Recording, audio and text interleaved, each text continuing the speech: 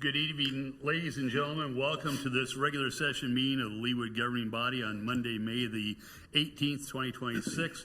The governing body will come to order, and I'll ask the clerk to call the roll, please. Councilmember Matt Pepis. Here. Councilmember Alan Sunkel. Here. Councilmember Mary Larson. Here. Councilmember Sherry Guyed. Here. Councilmember Rachel Rubin. Here. Councilmember Lisa Harrison. Here. Councilmember Julie Kane. Here. Councilmember Stephen Castor. Here. Recording in progress. And Mayor Mark Elkins is present and presiding.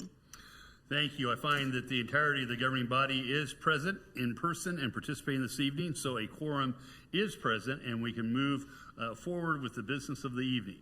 And with that, I would ask Reed Sogstead to please come forward with his scouts to present the colors, please. Reed, the floor is yours. Thank you, sir. Color guard, please take your places. Please rise for the entrance of the colors. Color guard, attention. Color guard, advance. Color guard, halt.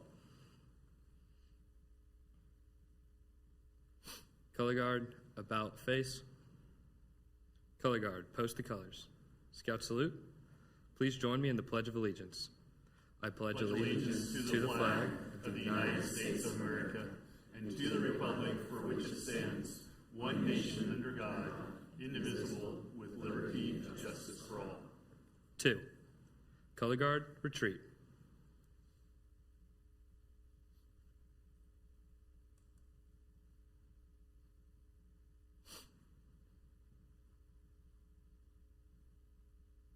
Color guard, halt.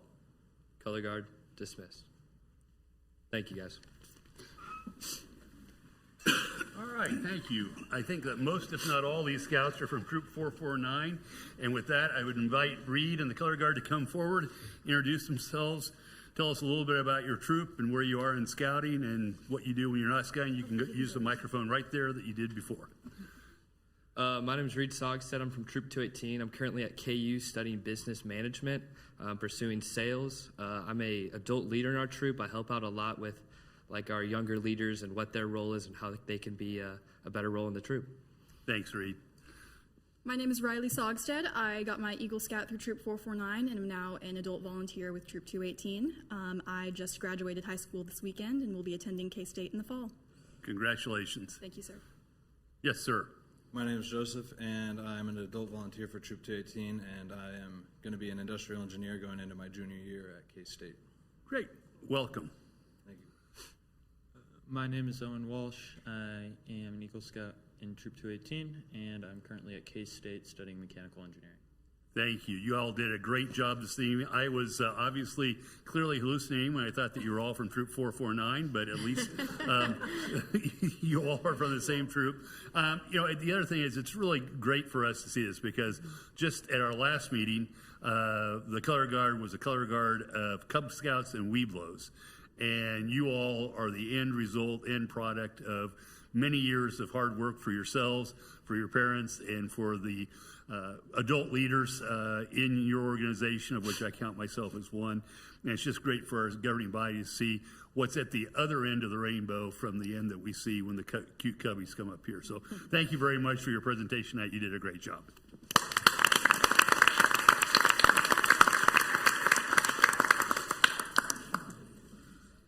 Ms. Stromberg, are there any changes or amendments to the agenda as it was published earlier, late last week? Yes, sir. Item number 6 under presentations and recognitions. The award will not be presented tonight, but rather has been moved to a July 20th governing body meeting. Thank you. Any other changes? No, sir. With that, I would entertain a motion to approve the agenda with the modification to item 6 on the agenda. Is there such a motion? So moved. Thank you, Mr. Sunkel. Second by Ms. Guyed. Any discussion? All those in favor of approving the agenda as amended, please indicate by saying aye. Aye. Aye. Those opposed, same sign. The ayes have it, and the agenda as amended is unanimously approved. The next item on our agenda this evening are citizens' comments, which is an opportunity for members of the public to use this time to make comments about city matters that don't appear on the agenda or about items on the consent agenda. Pardon me. Generally, these last from 3 to 5 minutes at my discretion. So this evening, we'll set them up for a 4-minute presentation. We have a clock up front. We're still working on some of our audiovisual stuff, so I'll depend on the clerk to let us know when you're getting close to the end of your comments, and when the red light begins to blink or you start to hear a buzz or both, that'll be an indication to you. We would be grateful if you'd bring your comments to a close. That said, this evening I have one resident who has signed in to give us the benefit of his perspective on matters before the city. That is Craig Kloss. Craig? You could introduce yourself and your address. We would be grateful.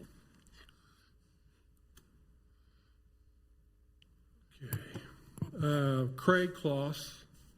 I reside at 12908 Howe Drive. I've been a tax-paying citizen of the city of Leawood for 34 years. And I do want to say to everyone in front of me, thank you for volunteering your time and being our governing body for the city of Leawood. I've been on the advisory board for the Ironhorse golf course for over 3 years. And I bring to you tonight some comments about the liquor license, or lack of. We've been repeatedly told, advisory board members, by True Management, Jeff Thomason, as well as Ryan Eckhart, verified by Chris Claxton, that the state of Kansas will not issue a Kansas liquor license to any municipality or city. Subsequently, in the last few weeks, I've done some research. I first contacted my state representative, Mary Lynn Poskins, who put me in contact with 4 representatives from the state of Kansas at a management level. This was from the Department of Revenue, Department of Licensing, the Alcohol and Beverage Control Division. In an email sent to me by one of the 4 people, they said, that is wrong. Whoever informed the city of Leawood they could not have a liquor license is incorrect. I've subsequently contacted Patty Bennett, whose response today I received was,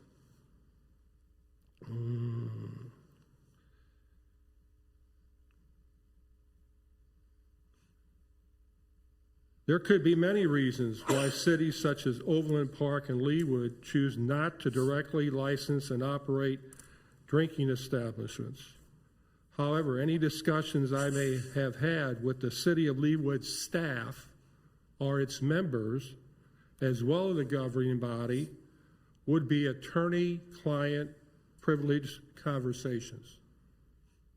I'm amazed that a citizen of Leawood cannot know the reason why the City of Leawood has never applied for a liquor license, but an employee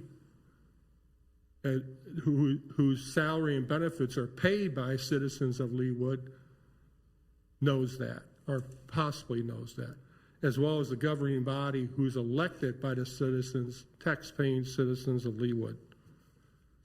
I would ask that sometime there be a further discussion with this, because with a liquor license or with the contractual agreement that Leawood now has with the Troon management, it is unfair and reasonable that we do not share in any of the revenues, subsequent expenses, but most importantly, the net revenue from liquor. This also includes a point of emphasis. 7 or 8 years ago, the city of Leawood spent over $2 million on the Vista, which has only increased the amount of revenue that Troon Management is taking from the liquor license. In conclusion, we get paid $85,000 stipend a year for all the liquor and beverages that are come out of there. Granted, Troon pays for it and they service it, but I'd like the city to sometime in this process of doing the audit that has been conducted by Diane Stoddard and her group, which we are most thankful for, take a closer look at this. Thank you. Thank you, Mr. Klotz. We appreciate your perspective. Mr. Kloss was the only one that had signed in, so we'll move in to proclamations. I do have a number of proclamations this evening. We'll start with a proclamation that recognizes Home Fire Sprinkler Week, which unfortunately ended last week. But we wanted to recognize the importance of home fire sprinklers as part of the efforts of our fire department to protect the residents and the structures in the city of Leawood. And in that proclamation, I note that whereas a home structure fire is reported every 88 to 96 seconds in the United States, and whereas 86% of all fire deaths are in homes, and home fires cause $8.7 billion in direct property damage each year, and whereas home structure fires account for 67% of reported firefighter injuries, and whereas modern home fires are deadlier and burn faster, and whereas fire sprinklers are a proven and cost-effective means of protecting lives and property from the threat of fire, and whereas fire sprinklers offer the highest degree of fire protection and are critical in saving lives and property, and whereas by taking part in Home Fire Sprinkler Week, let us recognize the enhanced safety and protection provided by fire sprinklers to both residents and responders. Now, therefore, I, Mark E. Elkins, Mayor of the City of Leawood, Kansas, declare the week of May 10 through 16, 2026 as Home Fire Sprinkler Week, a witness whereof I have hereunto set my hand and caused the seal of the City of Leawood to be affixed this 18th day of May 2026. Chiefs, I believe you're here this evening, and a number of your colleagues are as well. Brittany, would you like to speak to this issue? I know it's an issue that's near and dear to your heart. I don't know how to turn it on. It's on. You're on. Hi, Fire Marshal Brittany Brown. Thank you so much for helping to celebrate this week. Here in Leawood, we do have so many residences that are sprinkled. Some of them are partial, but a lot of our businesses, in fact, every business except for 30 businesses have sprinklers within them. So it's really, really awesome for all of our first responders. It's fantastic for all of our citizens, and I hope that we continue to celebrate this week every single year. It's situated in May as Building Safety Month, so thank you so much for recognizing this. Thank you, Chief.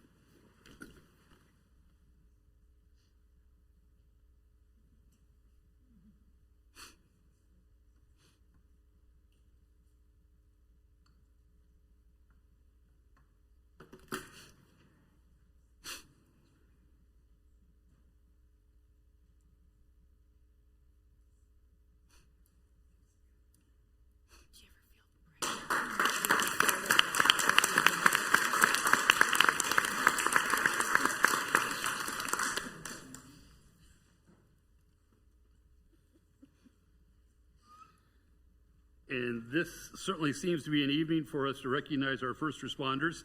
My second proclamation this evening is recognition of National EMS Week, May the 17th through the 23rd. And in this proclamation, I recognize that whereas emergency medical services are a vital public service, and whereas the members of emergency medical services teams are ready to provide life-saving care to those in need 24 hours a day, 7 days a week, and whereas access to quality emergency care dramatically improves the survival and recovery rate of those who experience sudden illness or injury.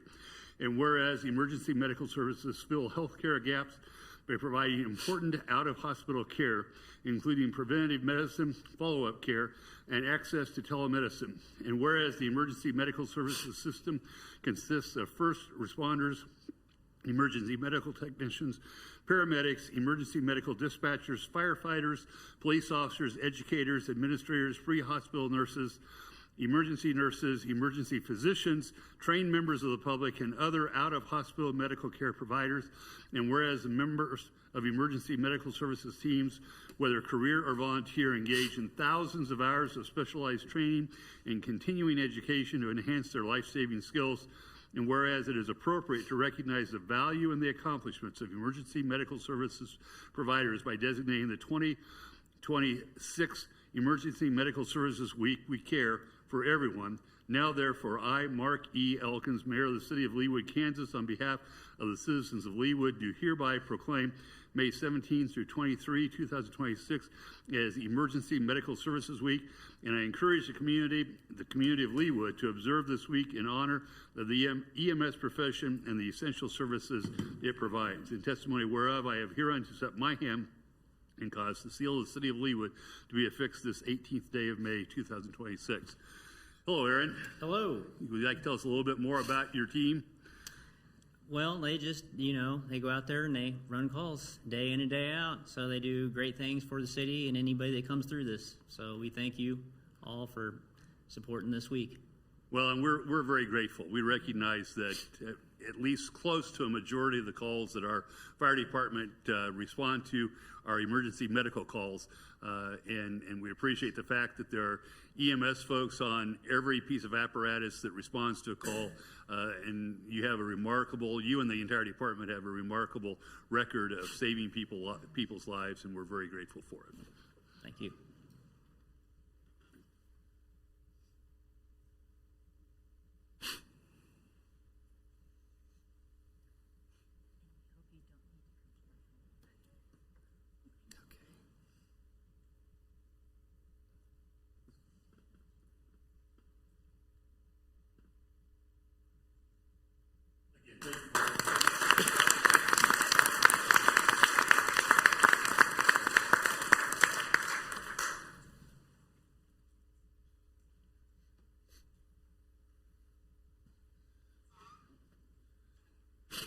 I am getting my steps in tonight. So, and in addition to the pride that we have with the first responders that every day help protect our lives and our properties, somebody's got to build the roads and all the other infrastructure that is used to get those first responders to each of us when we have need. And so for that reason, we're also recognizing, National Public Works Week. And here I note that whereas public works professionals focus on infrastructure, facilities, and services that are of vital importance to sustainable and resilient communities and to public health, high quality of life, and well-being of the people of Leawood. And whereas the support of an understanding and informed citizenry is vital to the efficient operation of public works systems and programs such as storm sewers, streets and highways, street lights, traffic signals, public buildings, fleet maintenance, and snow removal. And whereas the health, safety, and comfort of this community greatly depends on these facilities and services. And whereas the efficiency of the qualified and dedicated personnel who staff public works departments is materially influenced by the people's attitudes and understanding of the importance of the work they perform.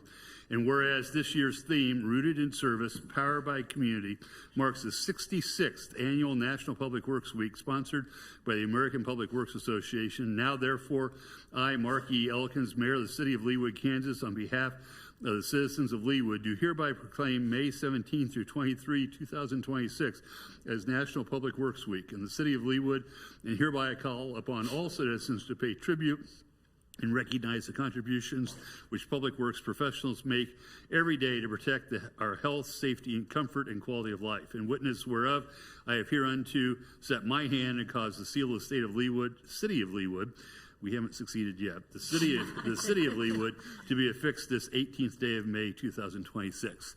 Mr. Lay? Yeah, well, thank you for that. I have two members with me from Public Works. We have Paul Dunn, who has been with the City of Leawood for 26 years. He's our superintendent of maintenance. And then we have Logan Stites, and he's been with us for 17 years, and he's the asphalt supervisor. So, welcome. It seems especially appropriate for Mr. Dunn to be here this evening, as our HVAC is under modification. So, governing body, if you have issues with the HVAC, Paul is your person.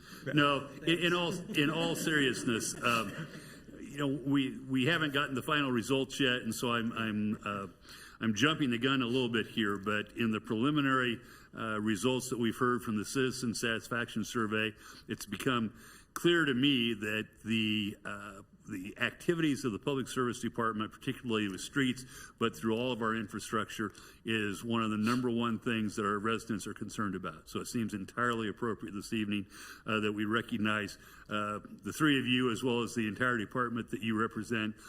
We always get big kudos on snow removal, but we get big kudos on maintenance and the rest of our infrastructure as well. And that is something, as I say, that our residents are telling us is extremely important to them. So thank you for all that you do.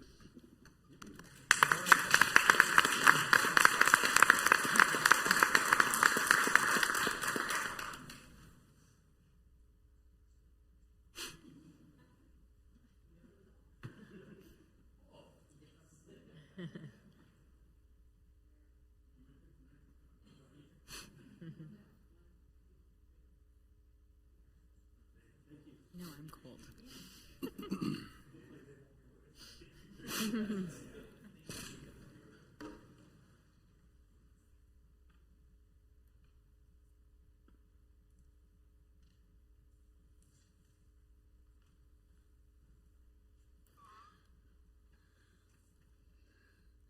And finally, this evening, I want to recognize an event. In this case, it's an awareness month that has become very important to me personally and to the governing body and the city of Leawood in general, and that is the Secure Storage Awareness Month.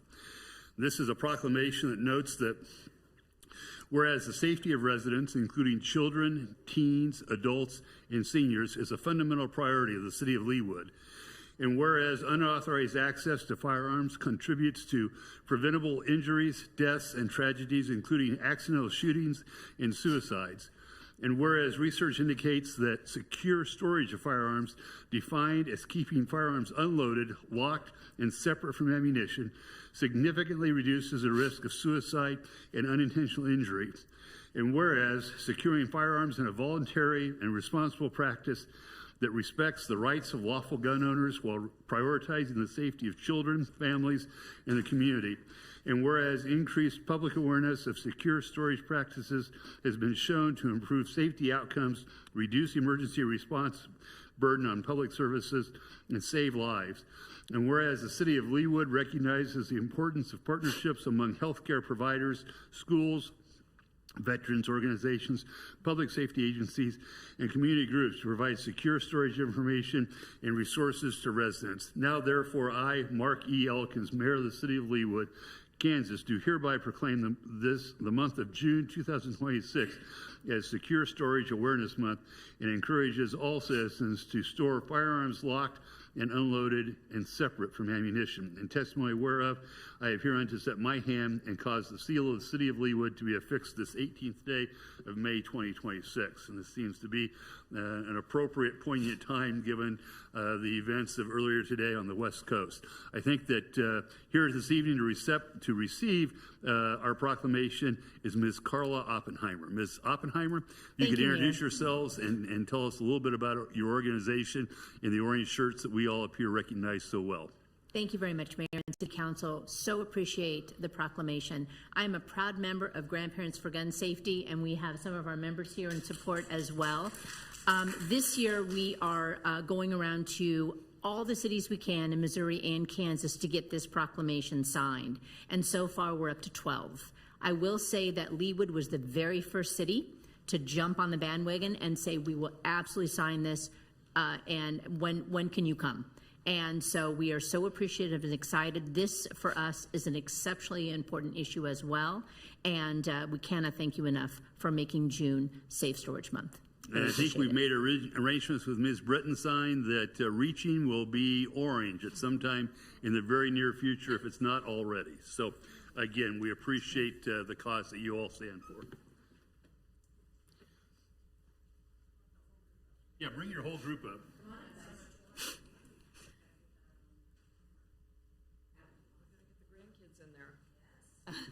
Carla, tell them how many locks you can.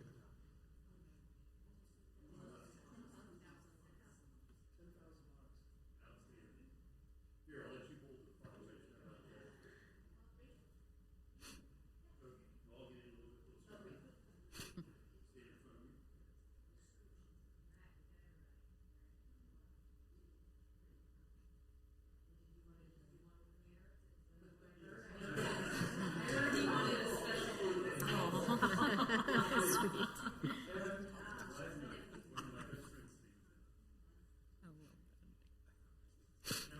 cute.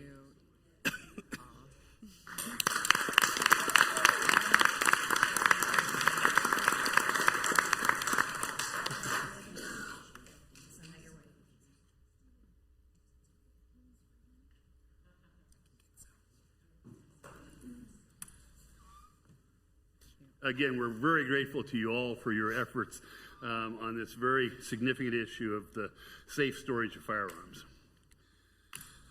All right, we amended item 6, presentation of recognitions, and continued that matter to later in the summer, which brings us to special business this evening, which is to receive the Ironhorse Golf Club Internal Controls Assessment Report completed by CLA LLP.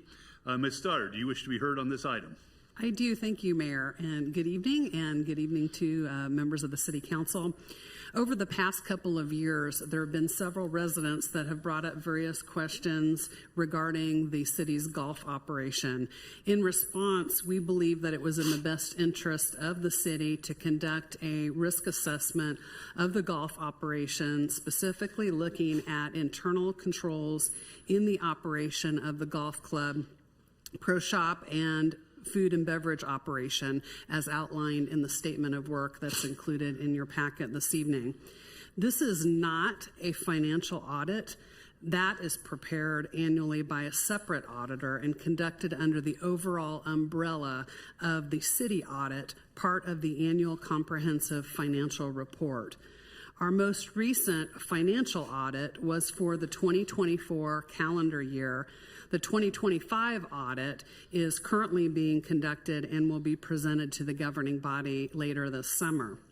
Once complete, past audits are posted for public review on the city's website, along with other financial information.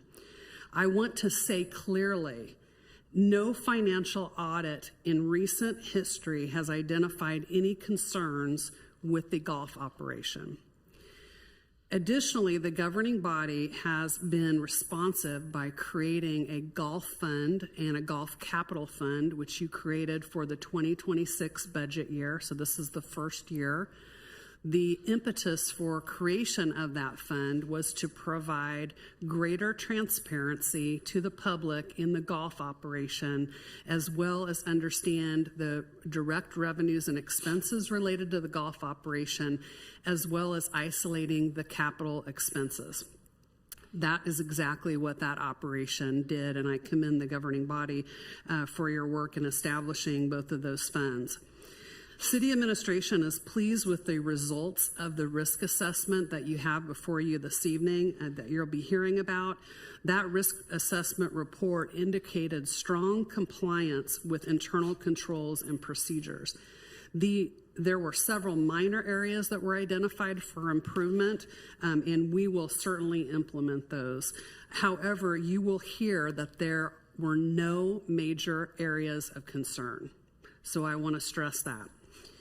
Also, I want to say that Troon has been a very positive partner for the city in the operation of the golf course. As I understand it, it predates me, but we had a bit of a difficult situation prior to Troon coming on with as a golf operator with a prior operator. So I think all in all, my understanding is that the city has been very pleased with the golf operation, and that certainly reflects in the high status that our golf course as a public course has in the Kansas City Metro and the state of Kansas.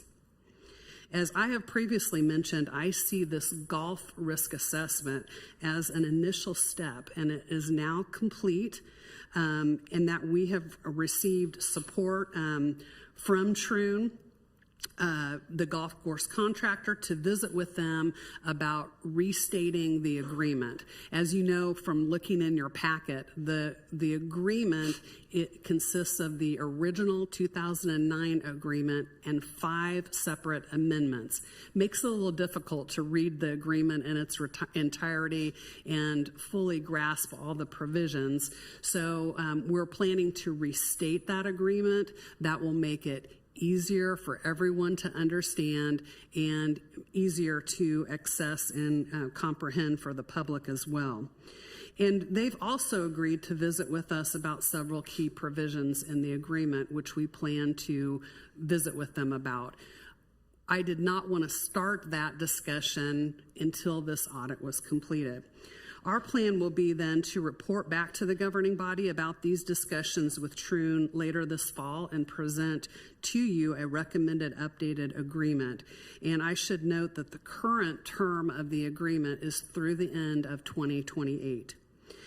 So with those opening remarks, I will turn things over, if it would be okay with the mayor, to the CLA auditors to expand on their report. We have with us this evening Aaron Perillo, the senior in business risk services, and Kevin Smith, the principal. They're present here this evening, and joining us online, we have Lindsay Intieri, the manager in business risk services, and Reed Minkowski, principal. Great, thank you, Ms. Stoddard. Mr. Perillo, welcome. If you could come forward, introduce yourself with your business address. We are interested in the results of your review and compliance audit. Well, thank you, everyone, for having us here today. My name is Aaron Perillo, and our address is 1111 Walnut Street, Kansas City, Missouri. Thank you. And everyone, is it going? Yeah. Okay.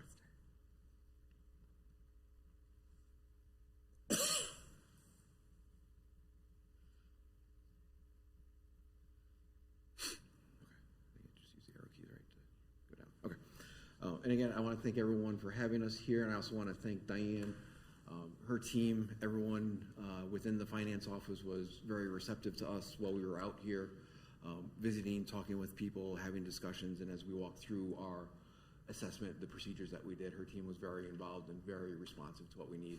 I also want to thank Ryan and his team over at Troon.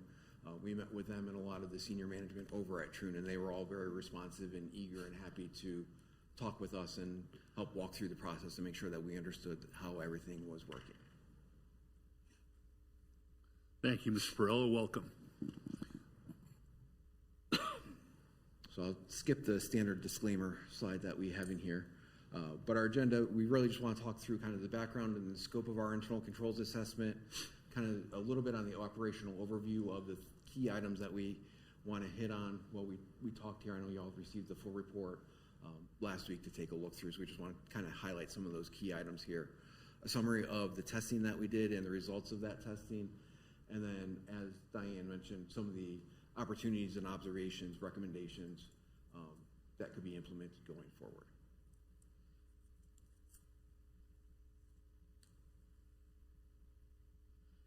So again, as we talk through this, our background was we were brought in to kind of look at the internal operations of the golf course, how the management agreement was working, making sure the contract was being followed and that everyone was operating in accordance with the agreements set in the contract.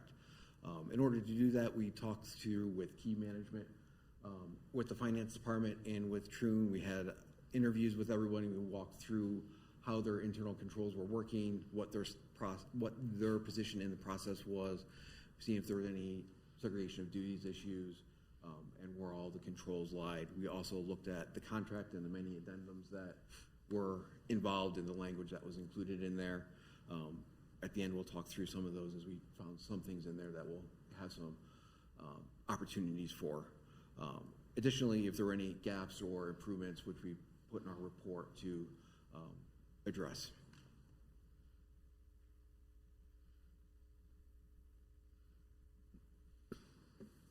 So as we talked through, the key areas that we were really looking at were revenue recognition and cash handling, where the money's coming in, where the cash is going, who's handling it, is it getting to the bank, what are the steps involved, expenditures, who can send out money, who can sign for money, who can issue a PO, who can approve a PO, inventory, who owns the inventory, where's it going, is it secure, is it locked, is it being recognized appropriately, is it being moved to expense once it's being sold. And then human resources, right? All the golf course employees are Troon employees, so do they have procedures when they hire people? Are they looking at it? Are they monitoring their own employees? And we also talked with Troon HR about those matters.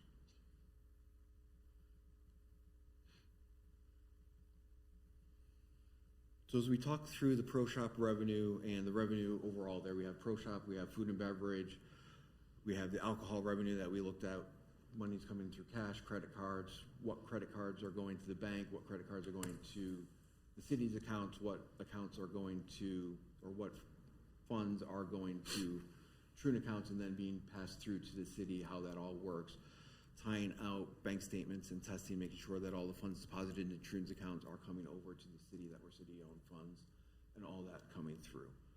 Any revenue from the pro shop was automatically coming into the city account, so it was just the food and beverage on the alcohol. Am I not hitting? Okay. And then also cash. Does cash come in? Is it reconciled? Are they counting it? Are they having multiple people on the cash? Are there cameras on the cash registers, the POS systems? Is it getting deposited to the bank? Is it being reconciled by finance? All those things we looked at when we went through our testing.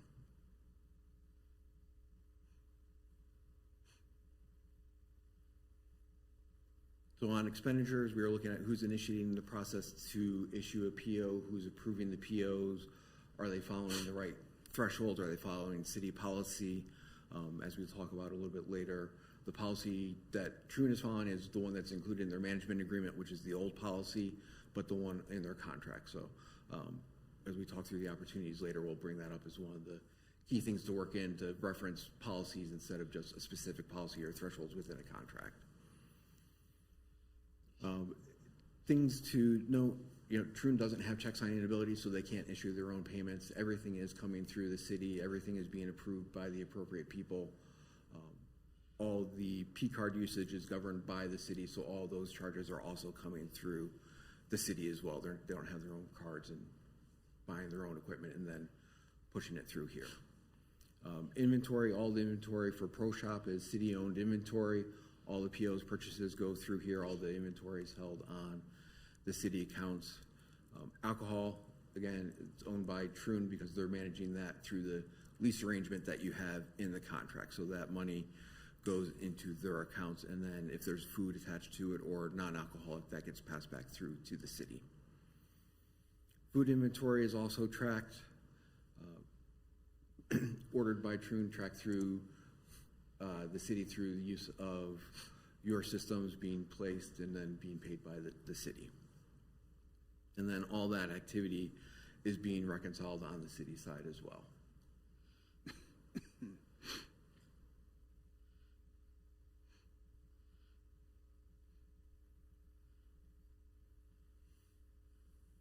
So as we go through kind of the testing summary, the things that we looked at, the things that we found, the observations, as Diane mentioned, as we do want to bring up here, there wasn't anything that we noticed that was improper or that we had immediate concerns about, right? As we went through the testing, yes, there were a couple things that could be tightened up or opportunities for improvement, but there wasn't anything that we saw that caused us to have concern or immediately call up Diane and say, hey, this doesn't look right. What are we looking at here, right? Everything we saw is normal within city operations.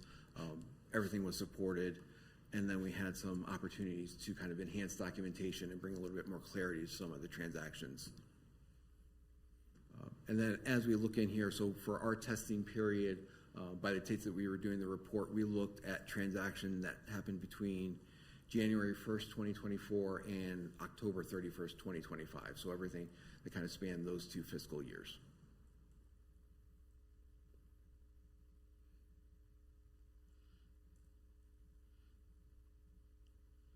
So in our testing area, one of the key things that we looked at is purchase orders, right? We picked a bunch of different purchase orders through both fiscal years, pulled the support form, pulled the invoices, pulled the checks, pulled the requests, made sure that they went through all the right approval steps. They had support attached to them if they needed quotes or other documentation, if they had to be approved by the governing body, all that was attached to the POs.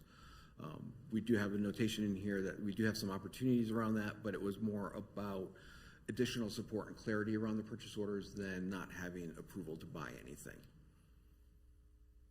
The second thing that we looked at is cash handling and deposit controls. End of day cash accounts are being reconciled. People at the golf course are looking at it. They're counting registers in the morning. They're counting registers in the evening. They're signing off on it. it's being deposited into the bank. Multiple people have their hands in the process to make sure that it's not just one person doing it and adjusting numbers, right? There's multiple people involved, so you don't have any segregation of duties issues with the cash handling and collections there. On this one, I will say that we have an observation noted here. Even by the time we came out, this one had already kind of been remedied. What we had looked at, the city had already implemented controls to address it, and we'll note that too in the opportunities on the next page. Inventory testing, we were looking at monthly count sheets for both food, alcohol, or food, and the pro shop. We didn't look at alcohol because that's on Troon's side. Making sure that was being counted, making sure it's being reconciled, making sure that the documentation is coming over to the city, it's being reconciled and expensed as it's used. No, and again, you'll see that we have an observation there to just kind of tightening up controls on that. Financial reporting, we got the monthly financial packets. I would say you're in a very unique and good spot where you actually have full access to all of the systems, not only that you're using on the financial side, but that Troon is using, so you can see all the activity and pull all the reports. You can see the daily activity that's happening. A lot of times when we do these reports, there isn't that level of access. So having that visibility into the system, I think, is a great benefit to the city and being able to see all the transactions that are happening. The business entity testing, we verified that Troon is registered with the Secretary of State in Kansas and that they're up to date on filings, making sure that they are authorized to be doing business within the state of Kansas, and all of that came back positive. All the filings were up to date, and they are still listed as an approved and authorized vendor within the state of Kansas City. And that held true for both Troon Golf and Troon Beverage. So, and then the last piece that we looked at while we were out at the golf course is physical security, making sure that cameras were in the pro shop, they were in the restaurant area, they were monitoring the POS systems, they're monitoring the entrances into the clubhouse, they're monitoring the golf carts underneath the clubhouse. The buildings on the golf course are locked, where agronomy supplies are stored, where all of your mowers and stuff. If there's no one in there, doors were locked. People weren't going in, couldn't get in without keys, or without having to call somebody to come in and let them in. So we wanted to make sure that as part of our visit, we made sure that the physical security was being adhered to. That's also outlined in the contract.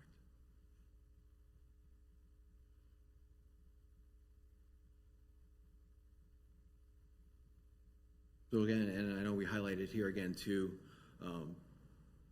we do just want to make sure that we're saying it, that there wasn't anything improper being handled or any immediate concerns on our part.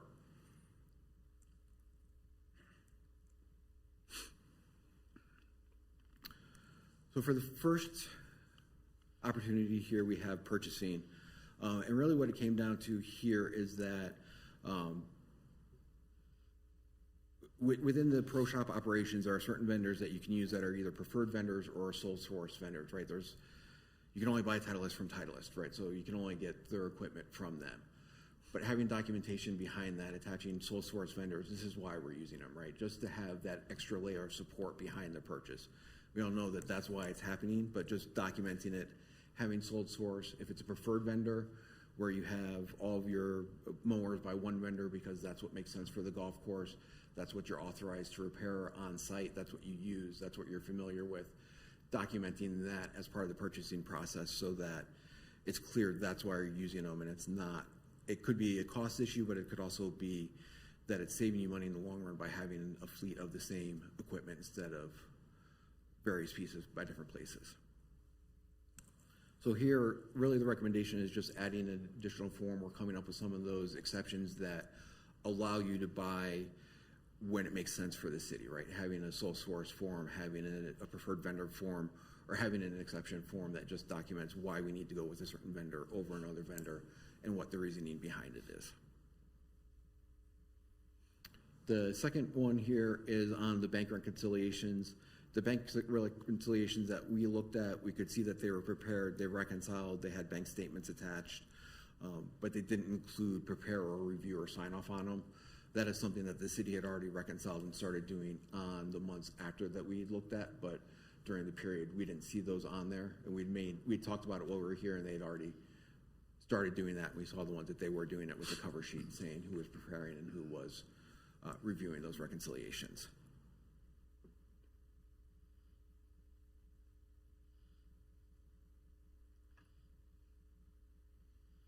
The third one, similarly, for inventory, inventory is being done, count sheets were being prepared, they're being looked at on the Troon side, sheets are coming over to the city, things are being looked at and booked. What we are looking for more is that reviewer, preparer, sign off on sheets, both on Troon side and on the city side, making sure that everyone's looking at it, who's documenting it, who's doing it, is all captured within the sheet, so it kind of closes the loop on the segregation of duties, that you have two separate people looking at it and posting those entries and looking at the reconciliations. The last one is with the management agreement, and as we kind of hit on some of those points throughout here, the things that we saw off the bat, the incentive fee, that's based on gross revenues. Once you hit a certain revenue threshold, our recommendation would be look at that on a net revenue basis, right? Make sure that there's profitability within the operations and kind of figure out what the right numbers are to do that and have that incentive fee based that way instead of just off a gross revenue number. The liquor license that you have within the contract, right? You have a rental agreement for a lease fee within the contract. Just having a periodic review of the fee that you're charging, or having a market rate index adjustment each year for what a lease rental fee would go up, if you want to look at it that way, instead of looking at the actual sales, having it go through as a lease fee that has step increases year over year or other adjustments to it. The other pieces that we talked about are the embedded policies. As we mentioned when we looked at the purchasing policy, the testing steps that we were testing against were on the old policy. The city has since adopted a new policy with higher thresholds in it, but because that old policy was written into the contract, that's where that was being tested and those levels were being used. Having a reference in your contract to just follow city purchasing policy instead of attaching the purchasing policy that you need to follow in the contract will give you more flexibility to change that policy in the future and then be able to pass that through and save that kind of time and effort on lower purchases that don't need as much review going through everybody at the city. P-card, when we looked at these, everyone has P-card agreements, right? Everyone who gets a city card has to sign an agreement on how they're going to use the card, what's acceptable to use it for. One of the things that came up in the discussions, and this is something that the city brought up to us, we didn't see it in our testing, is that certain stores give you rebates by what you buy, right? You get credits back or you get rebates on purchases which get stored on the P cards. Right now, there isn't really a policy on who can use those or what departments can use those. So just building that into the policy of having the rebates belong either to the department who gets them or having the finance kind of department being the overall say in how those rebates get used. Do they get used for supplies or just general purchases of the city? Accounting reporting system responsibilities.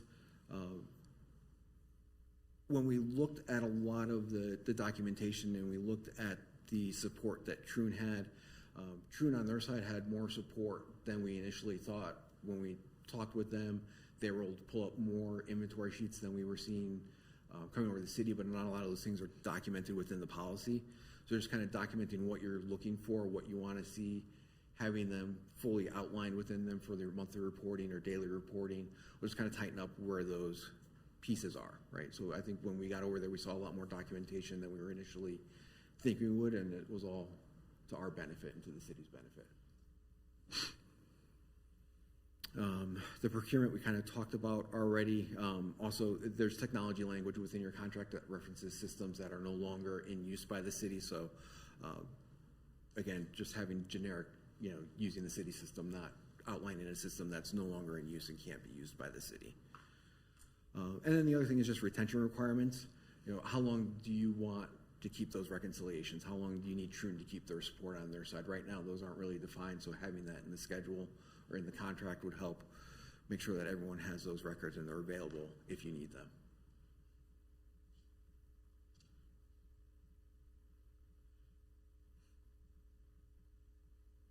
So that will kind of turn over. Any questions for us? Thank you. Pardon me. Thank you, Mr. Perillo. Questions for Ms. Stoddard or Mr. Perillo? Yes, Ms. Larson. Well, first of all, I want to thank you for your work. Let me turn that on. I want to thank you for your work. I find it incredibly thorough. And we appreciate your diligence. It's going to be really valuable information moving forward. I've been on the Ironhorse Advisory Committee. This is my 9th year. And I've always been impressed with Troon's performance, but this just really reaffirms my faith in that. And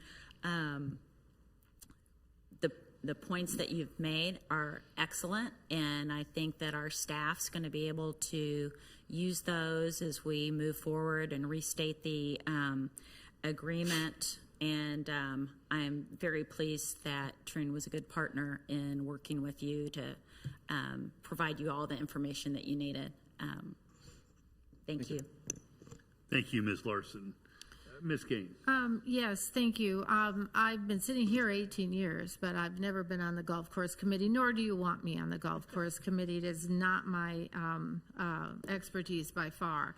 But I have sat here for years and years and know that before Troon came, to what Diane Stoddard said, the golf course is not the golf course of today. It was not the award-winning shining star of Leawood that it is today. And I think most of us, many of us, if not all of us, attribute that to Troon's excellent management. It's not by accident. They're all over the nation. And I noted, Mr. Perillo, that you come from, or I don't know you, but the West Hartford, Connecticut office was the one that did the audit. Correct, yes. So it's safe to say that you're not local, nor are you operating in a budget where you're only looking at Kansas City golf courses. You rather are looking at golf courses just like Troon operates around the nation, so do you. Yes. So again, kudos to the system for working. We appreciate the volunteers that serve, all the various volunteers on the DS as well as the volunteers on the golf course committee. I think it's a vital part of our system, and when they raise concern, and we do have a very vocal minority lately. We've experienced it over and over and over here. But I dare say that that improves the system overall, and yay for the city for listening. And yay for the city for responding, and thank you for doing your assessment. I love hearing that, no improper or immediate concerns. Yes, you had some good ideas, and we like to think that that's how we all get better and we grow, and we rooted in reaching and growing and all the better and all those accolades we give ourselves. So thank you for coming, but I did want to point out that they are not local, nor are they looking just in some microcosm. They're looking nationwide, and they are still finding that Troon is not doing anything improper. And I do understand with the liquor license, and apparently Patty was not able to disclose certain things, but I do understand there's actual reasons why our system is set up the way it is in the state of Kansas. Now, maybe other cities operate or other states operate different, but that's what I understand going forward. Where there are reasons, whether or not they can be disclosed is certainly not nothing for me to say, but I've said it a million times up here, the city and our successes do not happen by accident, nor is the success of the Troon Golf Course and Troon management happen by accident. This is a lot of people working.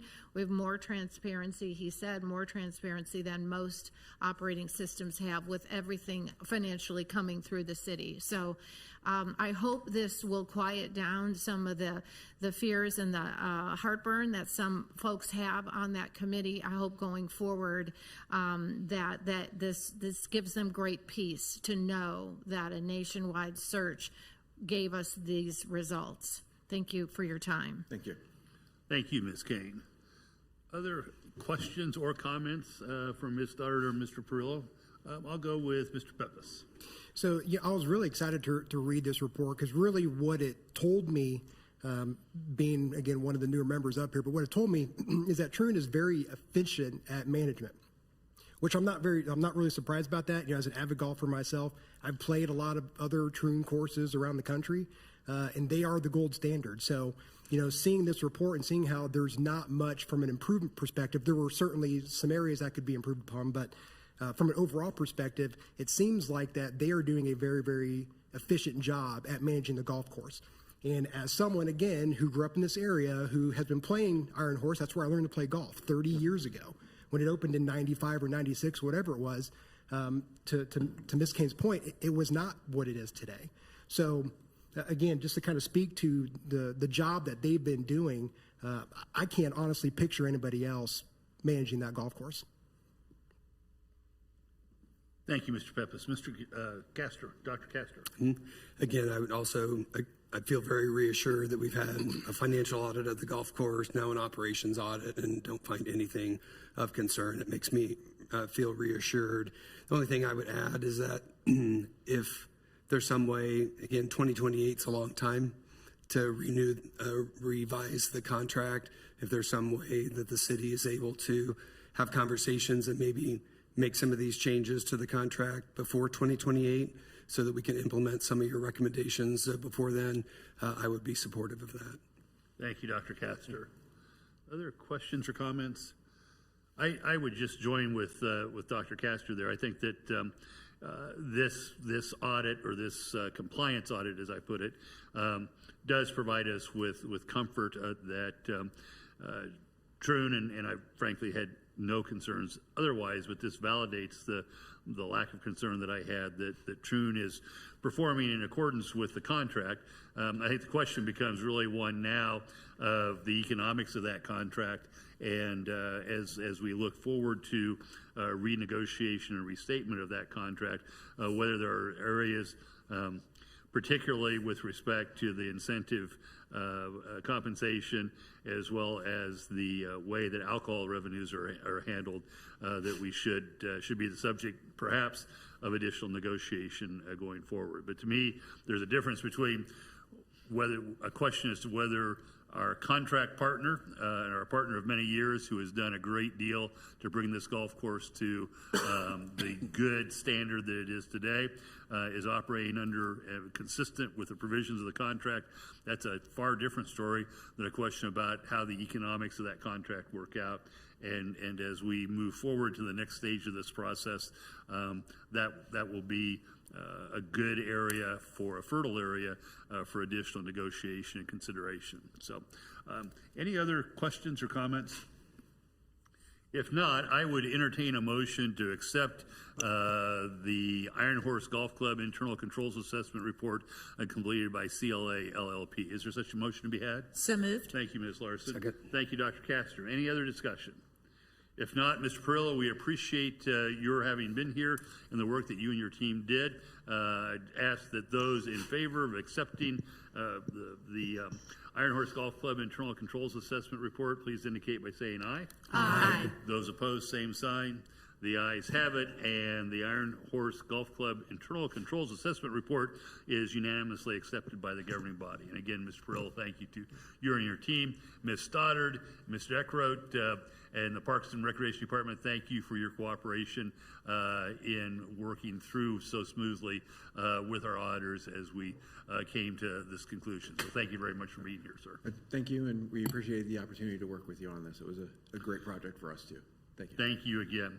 We come now to the consent agenda of the evening. Are there items on the consent agenda that individual governing body members would like to withdraw for additional questions of staff or discussion? Ms. Harrison.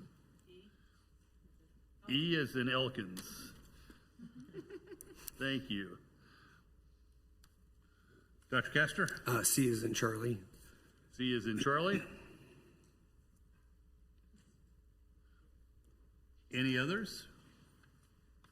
If not, is there a motion to approve and adopt the consent agenda with the exception of items C and E as they're presented in the consent agenda? So moved. Thank you, Ms. Rubin. Is there a second? Second. Thank you, Ms. Gayed. Any discussion?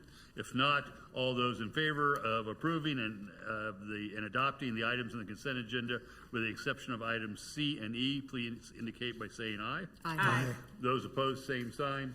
The ayes have it, and the consent agenda, with the exception of item C and item E, is unanimously approved.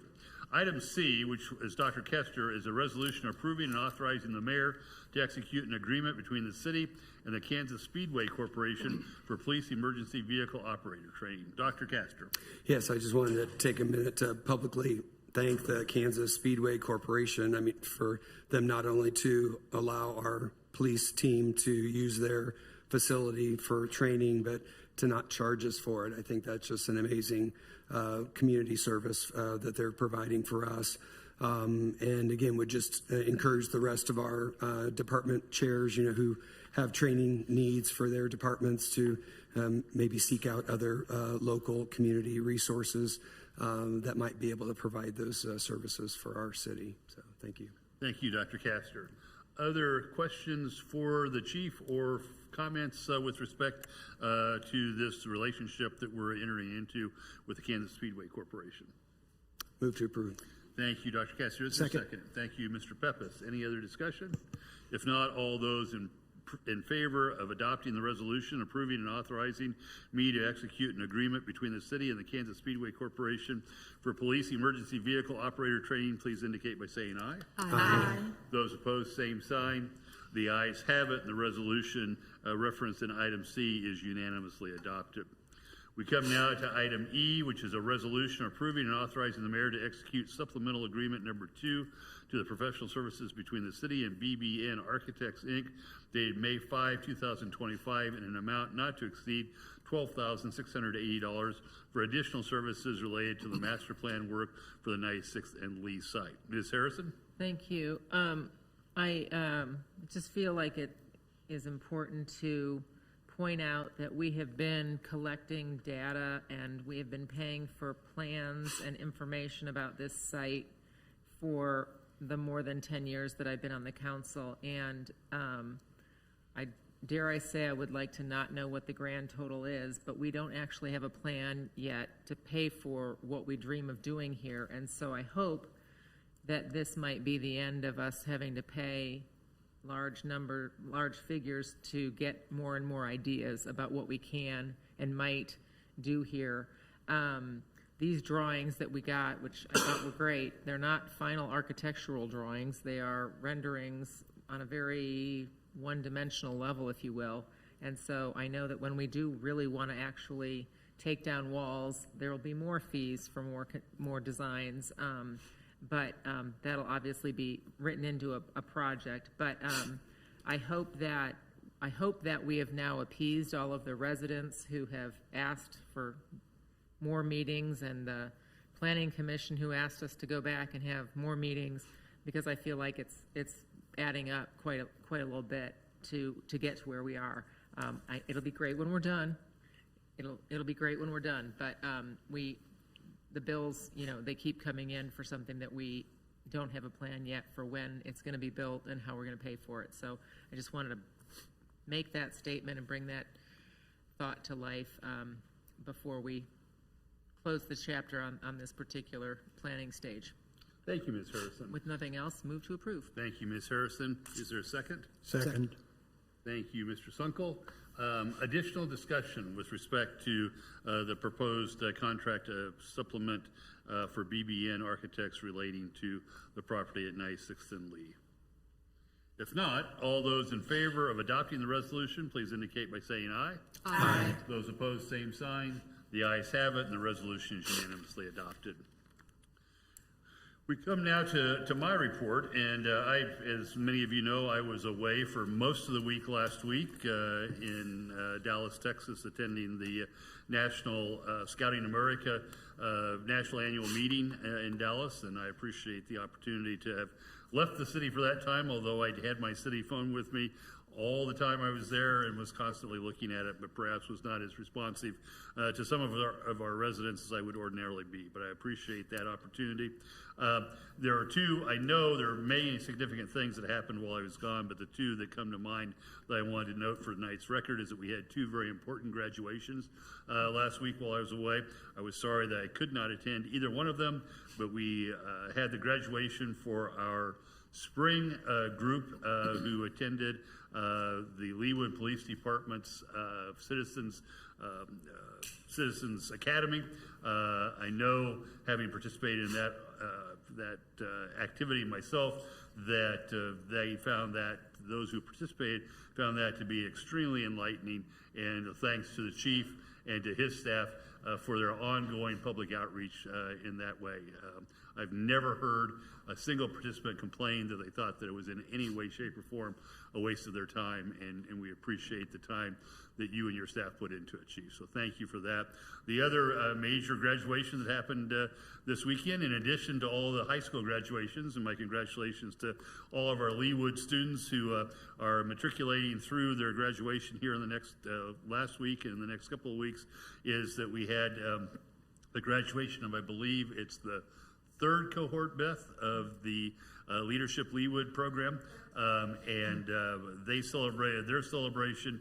This is a commitment by generally young professionals, although not exclusively young professionals, who commit time, energy, and effort in understanding more about the way our city works, how it interacts with the county and with the state, and this was certainly an interesting year to learn about how the city interacts with the state on a number of occasions and a number of items. But again, thanks to our Leawood Chamber of Commerce, who hosts and organizes that event, as well as our thanks to the group of approximately 20 individuals who participated in the Leadership Leawood this year, and I hope that they found it to be interesting. I believe that concludes my report. That takes us to council member reports. Any council members that wish to be heard? I'll start with Ms. Larson. We'll declare this Ironhorse night. Just kidding. We had a meeting last Thursday, May the 14th. First, I wanted to update. I was using a wrong statistic, and when I was speaking about Ironhorse 2025 rounds, we had 39,000 golf rounds at Ironhorse last year in 2025. I think I was using a 36,000. So I shortchanged Ironhorse by accident. I apologize for that. The newly renovated driving range is open. It's looking beautiful. It's been very well received. The week prior to the meeting, the driving range received almost $5,000 in credit card revenue in 1 week. It's going gangbusters out there. The first quarter financials are in. April took a hit because the driving range wasn't open yet, and the greens were aerated, and the weather wasn't super cooperative. So when that happens, Troon can't be aggressive in their greens fees with non-residents. So, but having said that, the first quarter is excellent. Just under 5,000 rounds through March. Those rounds are 1,600 ahead of prior year. Those numbers have driven fees from the annual pass, the greens fees, the cart fees, to $378,000, which is $56,000 more than prior year. And total revenue is just under $450,000, which is $44,000 better than prior year for the first quarter.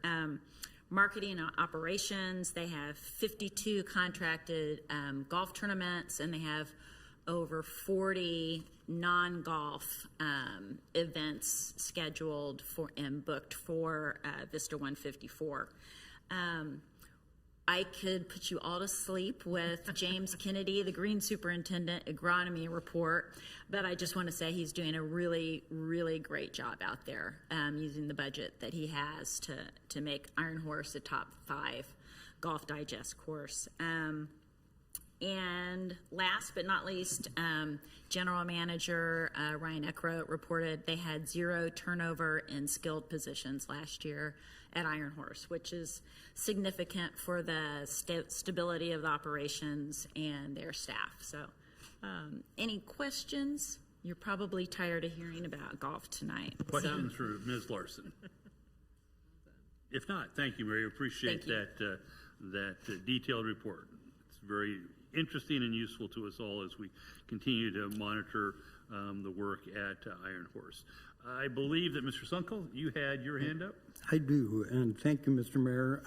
On Thursday, May 14th, Councilmember Rubin, along with staff members Marcy Knight, Marissa Schartzer, and Sergeant Matt Schrader, and I attended a work session convened by MARC, Mid-America Regional Council, and Johnson County to formulate a regional approach to dealing with e-bikes and e-scooters and all things E. And I think it was a very productive session. We had a working paper that we were working from, and there were several additions made to it. And I look forward to seeing the report and hoping that all the cities of Johnson County, as well as Kansas City, Missouri, can come up with something that's reasonably close that we can all implement to make the e-bikes and e-scooters safer for the riders and for the rest of us. Questions for Mr. Sunkel? So, Mr. Sunkel, does this MARC report that's being worked on, does it include action items that are recommended? It will have recommendations as I understand it. So we will actually have something to look at and say, yeah, this makes sense, or no, this doesn't for Leawood. And would it be what's the timeline on when MARC will have completed that report? Do you have an idea? They indicated it would be fairly soon, but I don't have a date. So I'm guessing within the month. Would it be your expectation then that we would refer that to the Bike Walk Committee for review and recommendation of the governing body once it's issued by MARC? I would think that would make sense. Okay. Thank you. All's well, Ms. Rittenstein? All right. Feel free to change seats if you find it necessary. Thank you, Mr. Sunkel. We appreciate both you and Ms. Rubin and the others who participated for taking that time to participate in that important activity.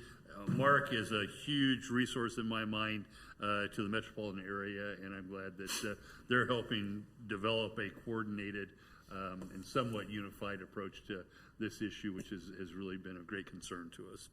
Any other reports from council members? Well, if not, Ms. Stoddard, do you wish to be heard this evening? Yes, Mayor, one brief item for you all. Since it is her last week, I just wanted to thank Jill Parsons, our management intern with the city. She's completing her internship here with us and moving on to big things in a suburb of Nashville, Tennessee. So we wish her all the best and thank her for all of her work since she's been here. Thank you. I would join with that.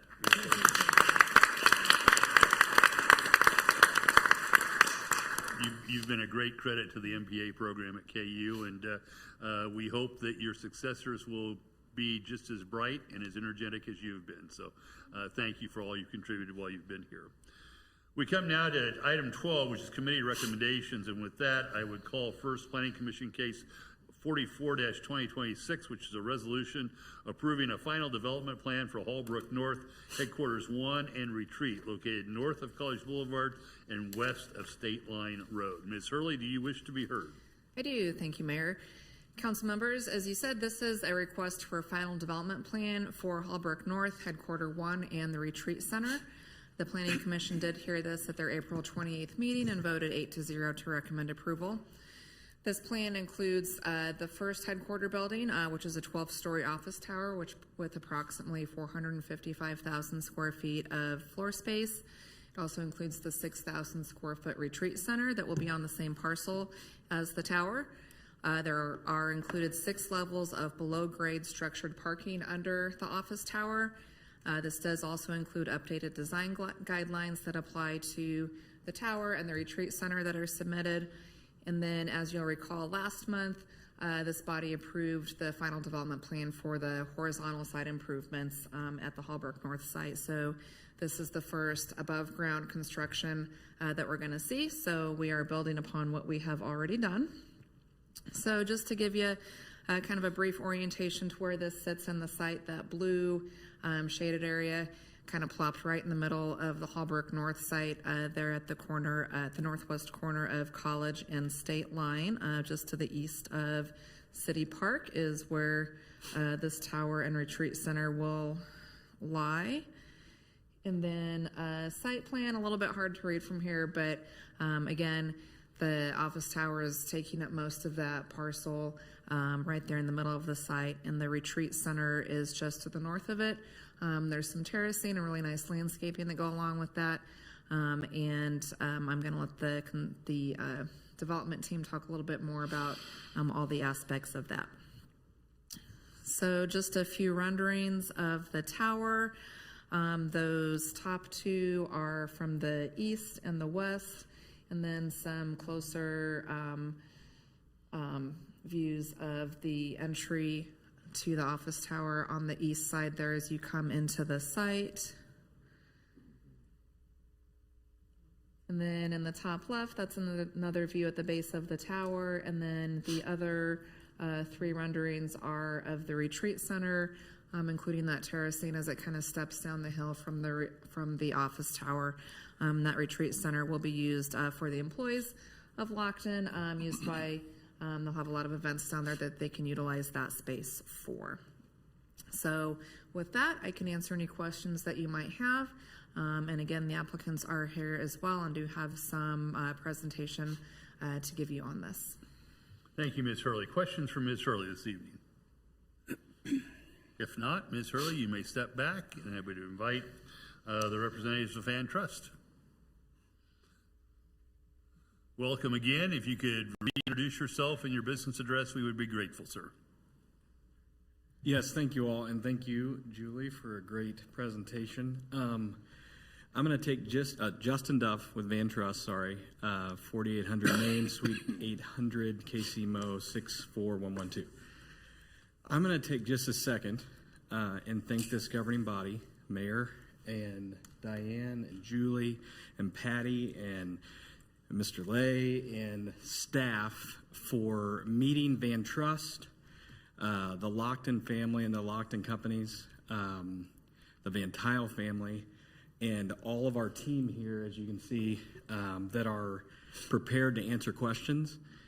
I just want to thank you because it's not every time on a very complex project like this that we're met with open arms with partnership to solve problems, to understand what we're doing, and to be great listeners to what we think is important for the project. And I hope that we've done that for staff and for this governing body and planning commission as well. So thank you all for that. I have just a couple slides to run through here if they're so populating. Can you guys see? Oh, here we go. So just a little reminder on the site planning for this, for those that would like to run through it. Just again, we have the two blue buildings there. The one, can you see my cursor on your screens? I don't believe I'm seeing it. Oh, if I use that pen, perfect. Laser pointer. How about there? now? I see it. Okay, so this is the property that Julie had mentioned, and I'm going to work my way south and come back around to the north. This property is the 225 plus or minus units for our apartment high-rise. Office building that's down here at the college, or down here at the corner of College and State Line. The hotel is here with its structured parking. That's going to be about 140 units. About 15,000 plus or minus of retail right here in these little red buildings. Building B here is Lockton's Phase 2 for their headquarters. That'll be approximately 250 to 300,000 feet. And then this little building F back here is our child care facility. And the one I missed over here on the west side is an additional 170 plus or minus units of multifamily that's to act as the sister building here. So last time I was in here, and we're going to see if I can close this and get to our video here. I may have mentioned that those pictures are worth 1,000 words, but this video here, for those who haven't seen it updated, will do a lot of explaining. So this has the new imagery that you have seen on the still site. Oh, pause. Sorry. Yeah, if you're showing a fly through, we're not seeing it. So It doesn't like us to have a PowerPoint open. Oh, and I was afraid to go through the PowerPoint link because I didn't want it to be. Yeah. There we go. There we got it. Do we want to back it up? Sure. Maybe. This isn't extra, right? This is service It is you're providing. extra. Okay. Okay, so stop me if you'd like during this, but this is looking back to the southeast. This is, again, updated with all the new renderings that we landed on for the Lockton HQ building. And as a reminder, as we spin around here, looking back to the west, we'll spin around, come back around to the north, and our second loop will populate what we believe to be the second phase. I'll caveat that with down here at the hard corner of College and State Line, that there may be an opportunity that we build that 150,000 square foot office building, and it's kind of like a phase 1A. It could come at any time. We're open for listening to potential build-to-suits or anchor tenants for that as well. So looking back to the east, you can see how those parking garages interact with that grade as it slopes to the northwest. And then here comes the phase 2.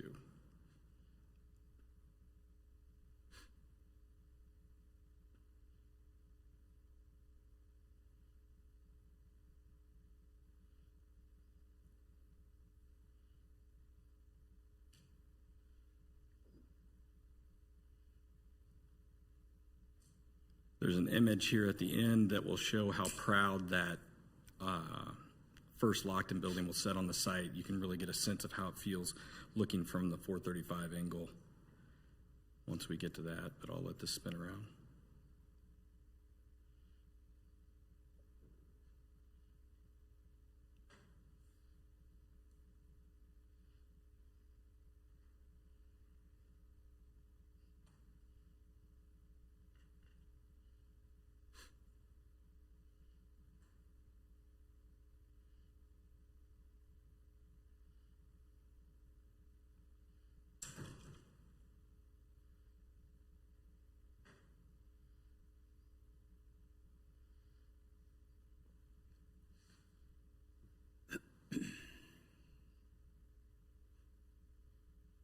That's looking from the east at the entry, looking back to the east. Or looking back to the west, sorry, that's the east elevation.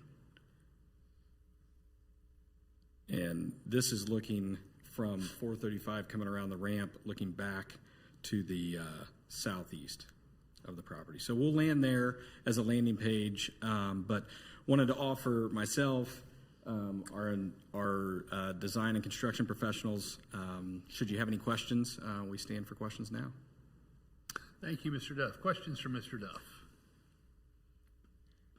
Ms. Larson. I don't really have a question. I just appreciate the attention to detail in the materials. It's really impressive. I think the buildings are beautiful.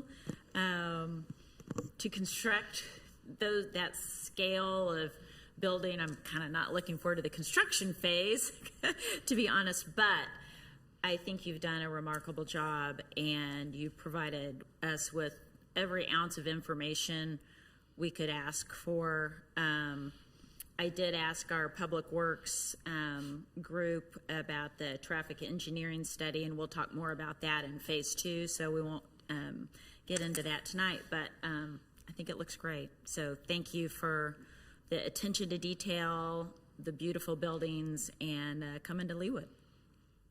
Thank you, Ms. Larson. Ms. Harrison. Thank you. I appreciate your kind words about how great our staff has been to work with. I would agree that in my years sitting here, we appreciate those words from developers, because sometimes we don't hear that as often as we should. I've sat on the Stormwater Committee for 10 years as well, and we do have a handful of residents that continue to express concerns about what we don't know. And there's a lot of difficulty in forecasting where water is going to go and how fast it's going to fall from the sky. Nobody has that crystal ball. We have spent a lot of money building models, as you might be aware, that sit in a very big warehouse, and we've toured, some of us, 3 times that model. And so I'm intimately familiar with that model and love playing with my floating ping pong ball when that thing gets flooded. But we have to respect the concerns that residents have who have had flooding issues in their homes, in their yards in the past, because the climate has indeed changed in the way that the rain falls and the fierceness with which it falls in the last 25 years. I don't think it's a political statement to say that that has changed.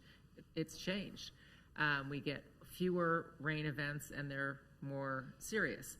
So I say all of that to say that I hope that your team will plant things that will absorb more water than some of your average country club variety plants that look pretty, that you'll consider natives where you might once have considered bulbs imported from Europe and other pretty things. Natives can be beautiful, that when you pick your trees, you'll pick the trees that suck up the water faster and hold more water in their trunks and such, but that also you'll work with the city and residents who might voice concerns after phase 1 is built.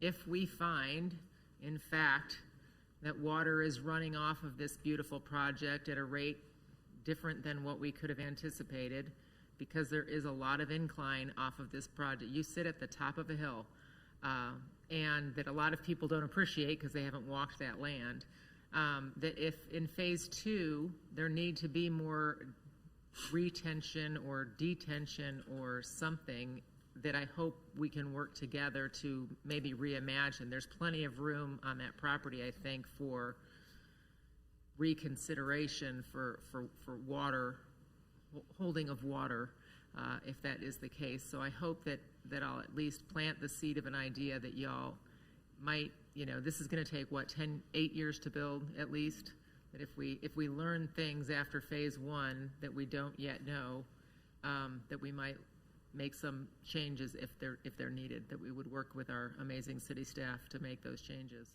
So that's my only hope and ask. Thank you, Ms. Harrison. Ms. Gayed, did I see your hand? Yeah, I'm okay. Okay. Promise. I just didn't want to ignore you. No, I'm good. Other questions for Mr. Duff? Mr. Duff, this may be actually better for Mr. Rezac, and it's just my ignorance here. I'm trying to figure out which sheet it is, but in looking at the architectural plans, and in particular this one, I don't see a sheet number on it, but maybe I'm just looking in the wrong spot. This happens to be entitled a grading plan enlarged, and I've never seen anything quite like this before. There are a bunch. This appears to me to be what I would call in front, to the southwest or southeast part of the building. There are a number of looks like maybe steps, and then there are lines that are going back and forth horizontally on the plan. Are those terraces? What are those? I'll take a shot, but is Judd, just in case you'd be on deck, or Doug, I think what you're seeing is probably the topo of how the gradient is working. I'll remind everyone that from the top of where you're dropping off at Lockton's front door on that top road that connects from State Line to College, there's about, give or take, a 65-foot drop from that location down to the loop road that comes from State Line and loops around back onto the road that goes on out to College. So what I think you may be looking at is the topo mark showing as that steps down, and sometimes those marks can be marked in 10 feet, 5 feet. Yeah, these are not topographical lines. I'm well familiar with those. Okay. These are, yeah. Oh, that's what I'm guessing is they look like terraces to me. But yeah, you I'm may not be. sure. Let's go back to a little part of the video that might show this a little more clearly. You're looking at terraces and step downs and seat walls that do a couple things: retain some grade, but also show areas for sitting, I believe. The storm is here, I take it? Notify Joe. I'm guessing because you would all think we're very important people, but I feel my phone going off as well. So I think in a rendered fashion, you're seeing these areas of walls that either work their way down in a ramp condition, landing areas, and areas for seat walls. And Yeah, this looks like, I'm trying to get my bearings a little bit, but this looks like a series of a large number of steps, but then there are these irregular, which I would have guessed were seawalls or perhaps terraces. So I think that's what you're looking at, but I think IT, could you please bring up the Elmo?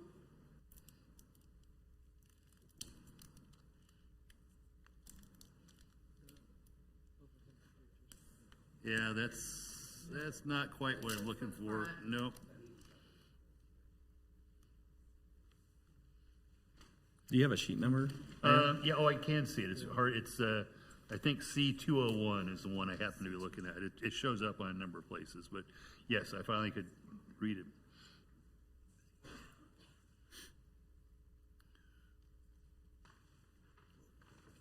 Sorry, this is more curiosity than Oh, no anything worries. else. I just wanted to make sure we're answering the question.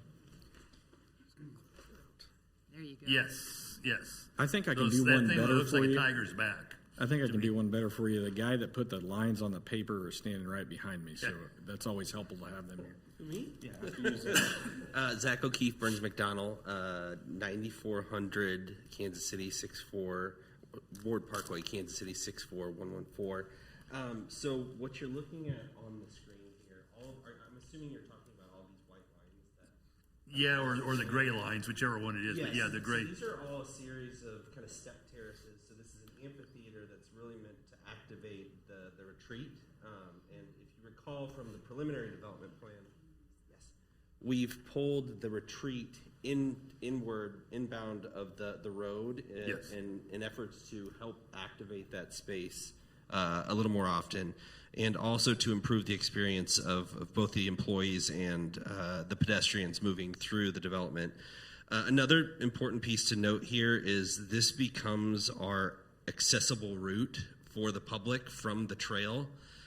So they'll navigate along the west side of the garage, and then they'll move along the pathway here and up through an elevator that will then allow them to gain access to the rest of the development. So a very important part of the project, and there's a lot of grading that has happened here, but I think what we've done here is really created an experience that will do a lot for the employees and then also the public as well. So just to make sure I'm tracking, then the darker areas will essentially be like green space. The dark areas are actually hardscape.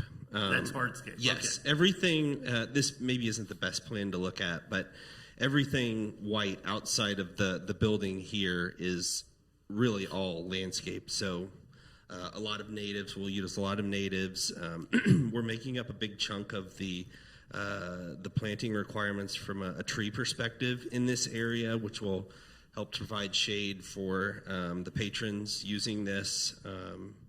But yes, this steps down, I think, 4 or 5 different terraces and makes up, as Justin had mentioned, about 67 feet of elevation gain from top to bottom. Again, the dark spots are hardscape, right? Yes, yep. So, Mr. Duff, going back for a minute to your flyby, can you show me on the flyby where this shows up? Because I was having trouble literally connecting the dots there. I'll have 2 images for you. We can look at the video, and if this is shown here, you can see this is looking back due southeast from 435. So we affectionately call this like the wedge or communicating stair area. And you can see close to the loop road, just inside the loop road, you can see the little retreat structure there. Yes, sir. And then you can see how much grade is from basically, and I don't know if you can see my cursor on this, but we can. At the top there, you're working your way down into these areas And that hardscape, you'll be sitting on little walls. So you'll either be sitting on like a concrete hardscape or a crushed granite hardscape or something that's inviting in there. We're going to switch those materials all up through there, right, Zach? I mean, there's different movements with all that hardscape, so it's interesting. I'm also going to pull up, let me know if you can. Before you leave, right, Justin, that's okay. This may answer your question, Mayor, if I can get back to the PowerPoint, of what it will feel like and look like and maybe act like. Can you see this image now? Yep. And I was curious about the accessibility issues to get from the retreat up quite a hill to get to the corporate headquarters. So if you can see this little glass box over there, kind of center of that image. Yes.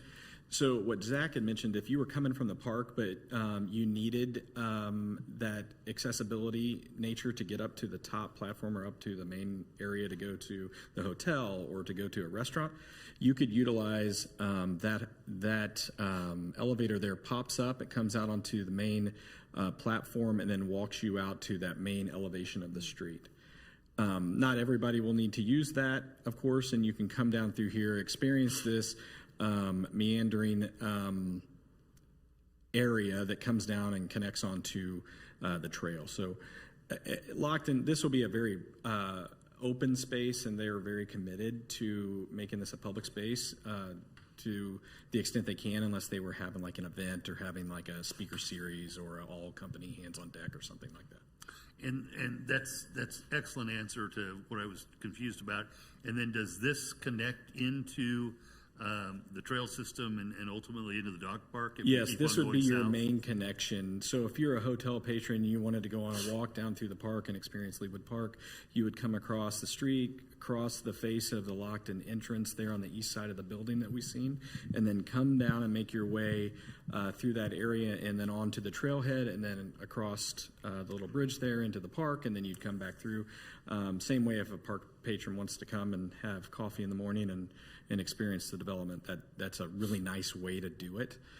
So I do think the design team and Lockton's commitment to the investment and our thoughts on this are very thoughtful in making that experience something driven for the walkability of the site and the patron. And the bad news is if you're in my advanced stage of poor shape, walking down will be fine. Walking back up to the hotel sounds like so we might gave be you a an challenge, elevator. So. Great, thank you. Sorry about that, but No worries. that helps a lot. Any other questions, Dr. Castor? Yeah, so you just mentioned about potentially having this area closed off for special events. Do you perceive having security like at every entrance of the area? I think it'll be more design driven. Times or I think that it'll be more thoughtful in design on how folks would travel down through and probably be dealt with signage. We don't want to be too, abrasive with how that'll work. But that's an operating question for Lockton as they get in there and they start to see how it functions, what the need is. But I'm hopeful that we'll be able to figure that out with signage. Great. Thank you.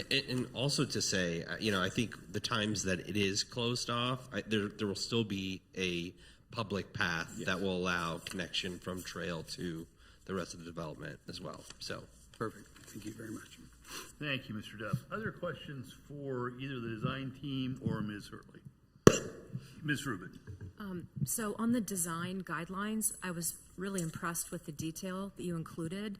I've never seen design guidelines like this, and is this a common feature, or is it because the project is so large that you needed to have that document? I think it's good practice. It's the way we do business. We need, the lack of surprise, certainty of outcome is what we rely on in our business. And so being able to identify those things and put clear scope to them and be able to budget for them accordingly limits the surprises. So for us, projects large or small get that kind of attention to detail. This is a giant project, and I have been pleased, just like you, on how the teams pulled the design and the guidelines together so we could rely on it. Be able to tell the story. Oh, sorry. I think it's very impressive. I love the photos. I mean, it kind of brings it to life what this is going to look like. And I was just agreeing with all the principles that you set out in the guidelines. So thank you. Well, thank you for noticing. Thank you. Other questions for Mr. Duff or for Ms. Hurley? If not, I would entertain a motion relative to the resolution relating to the final development plan for Hallbrook North, Headquarters 1 and Retreat. Move to approve. Thank you, Ms. Guyed. Second. Thank you, Ms. Kane. Any other discussion? If not, all those in favor of adopting the resolution approving a final development plan for Hallbrook North, Headquarters 1 and Retreat located north of College Boulevard and west of State Line Road, please indicate by saying aye. Aye. Those opposed, same sign. The ayes have it, and the resolution is unanimously adopted. Mr. Duff, we look very much forward to your breaking ground and continuing this partnership. Likewise.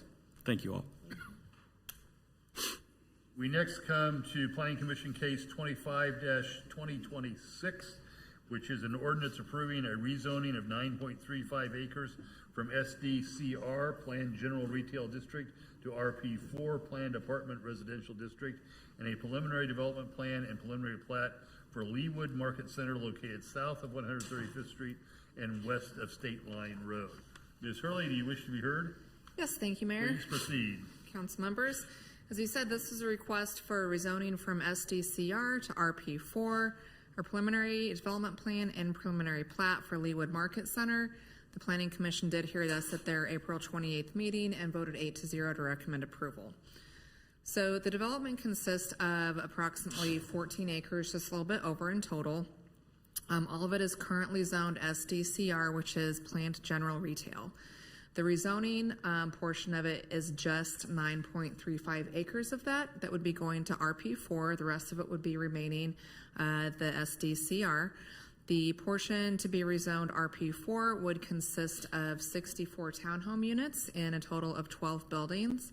And then on the portion that would be remaining SDCR would contain 3 retail structures that would include a proposed grocery store, a bank, and a coffee shop for just over 23,000 square feet of total retail space.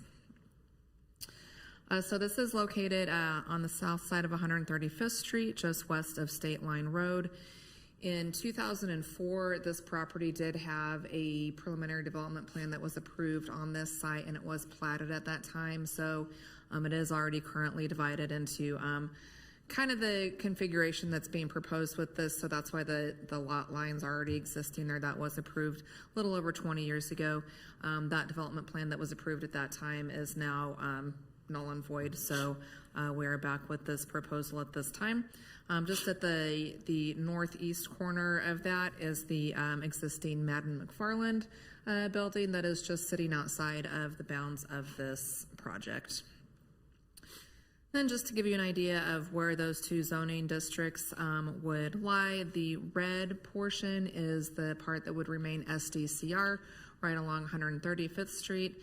And then the area proposed to be rezoned to RP4 is the area shown in yellow just to the south of that. They would be south of that internal circulation road. And then just to give you an overview of the layout of the site, you can see those 3 commercial buildings up along 135th. The grocery store would be at the northwest corner, a bank kind of in the middle, and then a small drive-through coffee shop in the northeast corner, and then the 12 residential buildings with townhomes down to the south, and again, the Madden McFarland building up there on the northeast. And then again, since this is just a preliminary development plan, there are no elevations or landscaping approved with this, but just to give an idea of the conceptual design for the townhomes, this is what the architecture would potentially look like. Any final approval for this, should it move forward, would be at the time of final development plan approval, which would come back before this body. So if you have any questions for me, I can answer those for you, and the applicant is here as well. Thank you, Ms. Hurley. Questions for Ms. Hurley? I'll go with Ms. Kane first. Yes, thank you, Julie. So are there basements? Are they what? Basements, I am not sure, and I will let the applicant answer that. Thank you. Ms. Harrison? Question? Is that all you got? Well, I'll wait for the applicant. I didn't know if they were going to bring the applicant up now or wait No, till... we'll okay. give them an opportunity okay. here. Got it. Julie, you mentioned just a minute ago along state line, a grocery store, a bank, and a coffee shop. Are those signed, sealed, and delivered contracts, or are those hopes and dreams and aspirations for those spots? I would defer that question again to the applicant. This has been the proposal that they've discussed with us all along through the planning process, but I would defer that question if they have any actual tenants lined up for those once they get up here. I only ask because I feel like in the past we've been told, oh, it's going to be a funeral home, and people were like, great, they make a good neighbor, and then that never happens, or for example. Sure. So, thank you. Thank you, Ms. Harrison. Other questions for Ms. Hurley? Just one from me, Ms. Hurley. I'm trying to get myself oriented to the topography because my recollection is that the topography in this spot is fairly challenging. Is there a fairly significant vertical drop from 135th Street south to the intersection of State Line and Kenneth Road? Yeah, so along the kind of west and southwest portion of this site, there is a creek and a floodplain. So that's why you don't see any buildings up along that western portion of it. So it does slope fairly significantly with that creek and the floodplain in there. That makes it a little bit challenging to get the buildings situated within the site. And again, I know this is not a final plan, but just trying to visualize what we're talking about here. That road that I guess ends out on State Line Road on the southeast. Yes, on further down, I guess. Is that basically going to be going? Both of those going to be going uphill then to get to the parking lot that we see on the north? So uphill into the site. Yeah. That way. Yeah, that would. I believe I don't have a topo in front of me, but I believe yes, that slopes up into the site. And same thing with the next road on to the west there. Yes. Here. Well, no. Coming in. Yeah, you went by it. The one that goes basically from southeast to almost straight north. There, that road. This one actually does not come out onto State Line. This is, it terminates in a little bit of a parking area here. There is no connection to State Line. This would be added, and then this is an existing drive back at the rear of the Madden McFarland building.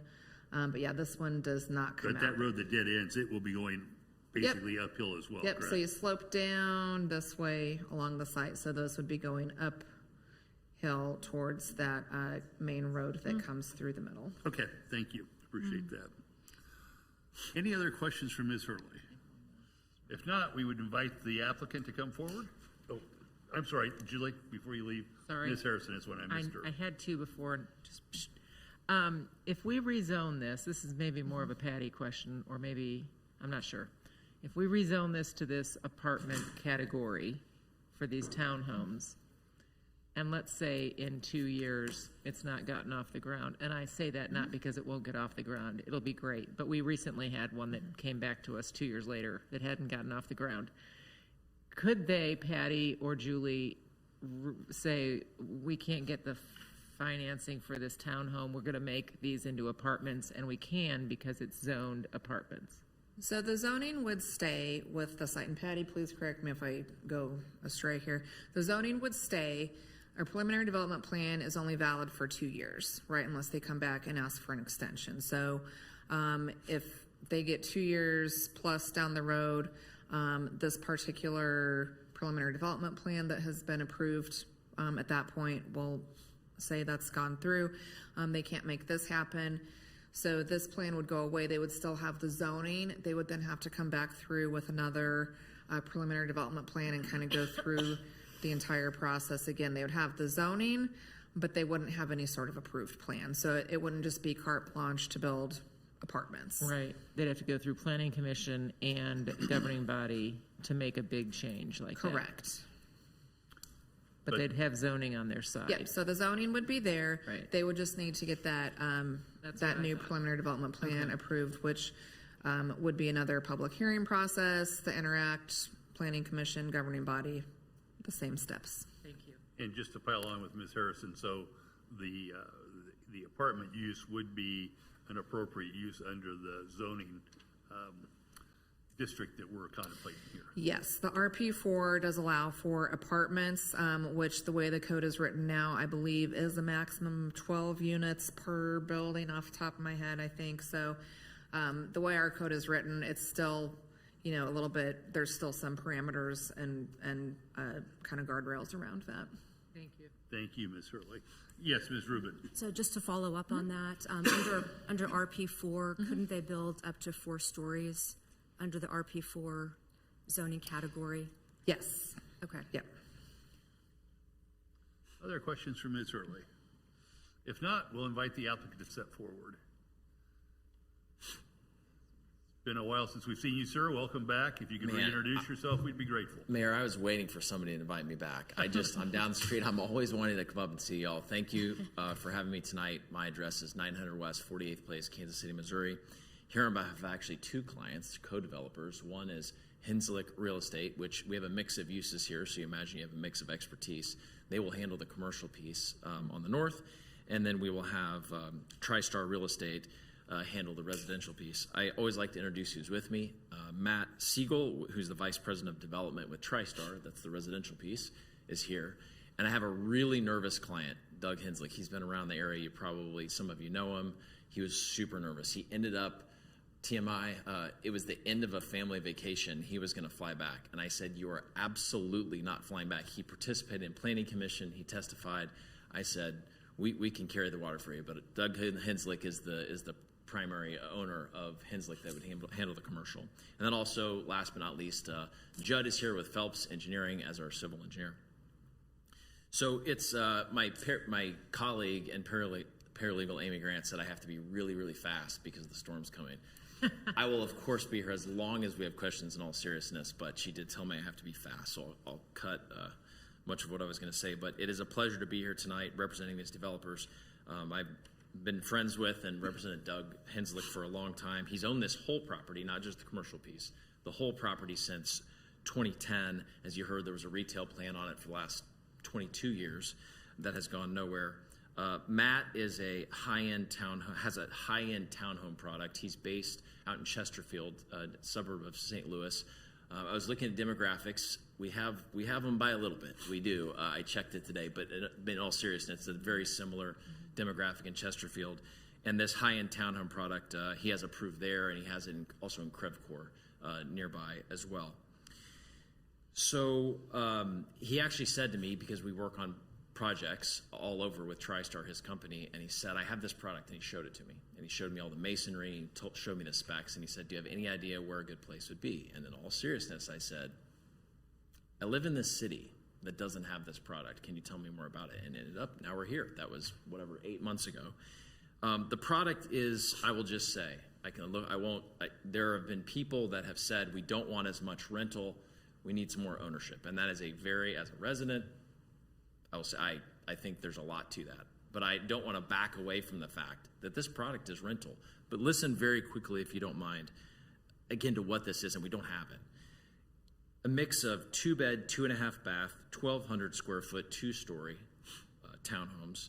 And then my favorite part, I think this is incredibly important and needed, half of the units are 3-bedroom, 2.5-bath units with ground floor primary bedrooms.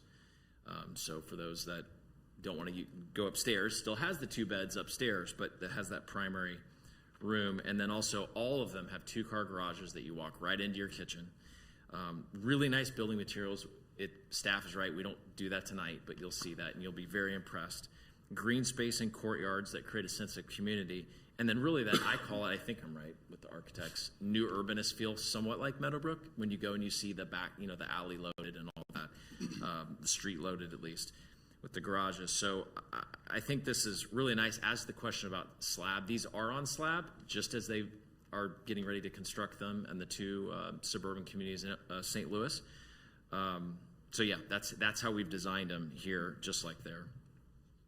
So just a little anecdote to end that is not supposed to be throwaway. I think it's meaningful, which is I live down the street, have 5 kids. I'm not looking to move anywhere right now. I'm very happy with where I am. But I say to my wife all the time, I don't want to do all of this forever, and I want to stay in Leawood, and she does too. And we talk about, will we necessarily want to own something? She does.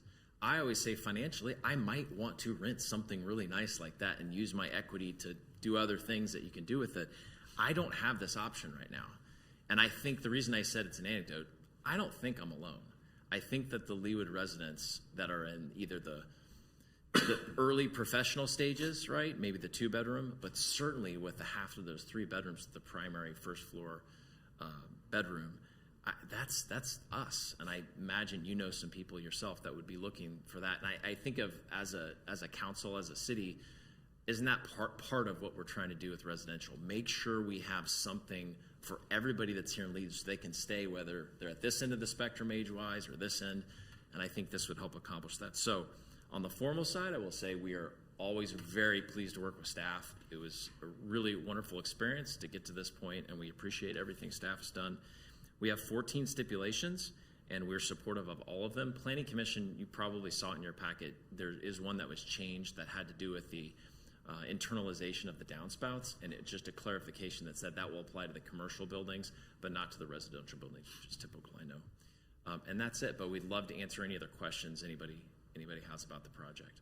Thank you, Mr. Peterson. Ms. Kane, I think we'll start with you. You have a leftover question. I do. So if they're on slab, as we have a storm approaching again, how are you handling that? So what I know for sure, and then I'd have to look into what I know for sure is because I was whispering with our design team that we meet city code. So whatever, I don't know it off the top of my head. Staff may have to speak to it. There's some cities, what we do is we do the, call it fortified or armored closets. That's very common. I'd have to defer, though. We'd have to look into it more with staff and with the design team. Thank you. And I saw in the packet, and I'm happy to understand, or I guess I understand that Madden McFarland's not going anywhere. No, they actually. It's funny. The principals attended our neighborhood meeting and had a good conversation. That's what I was. Yeah, that was my question. So I saw that Paul Madden wrote a letter about a cross access. So are you taking care of Mr. Madden, Madden McFarland, who's been there forever and a day? That's right. Yes. And you can, on the plan, yes is the answer. You can see how it comes right up to the edge. So yes, cross. Okay, so his concerns about in the future and different owners. Correct. And all that, that's you've helped him. You've done what you needed to do. Okay.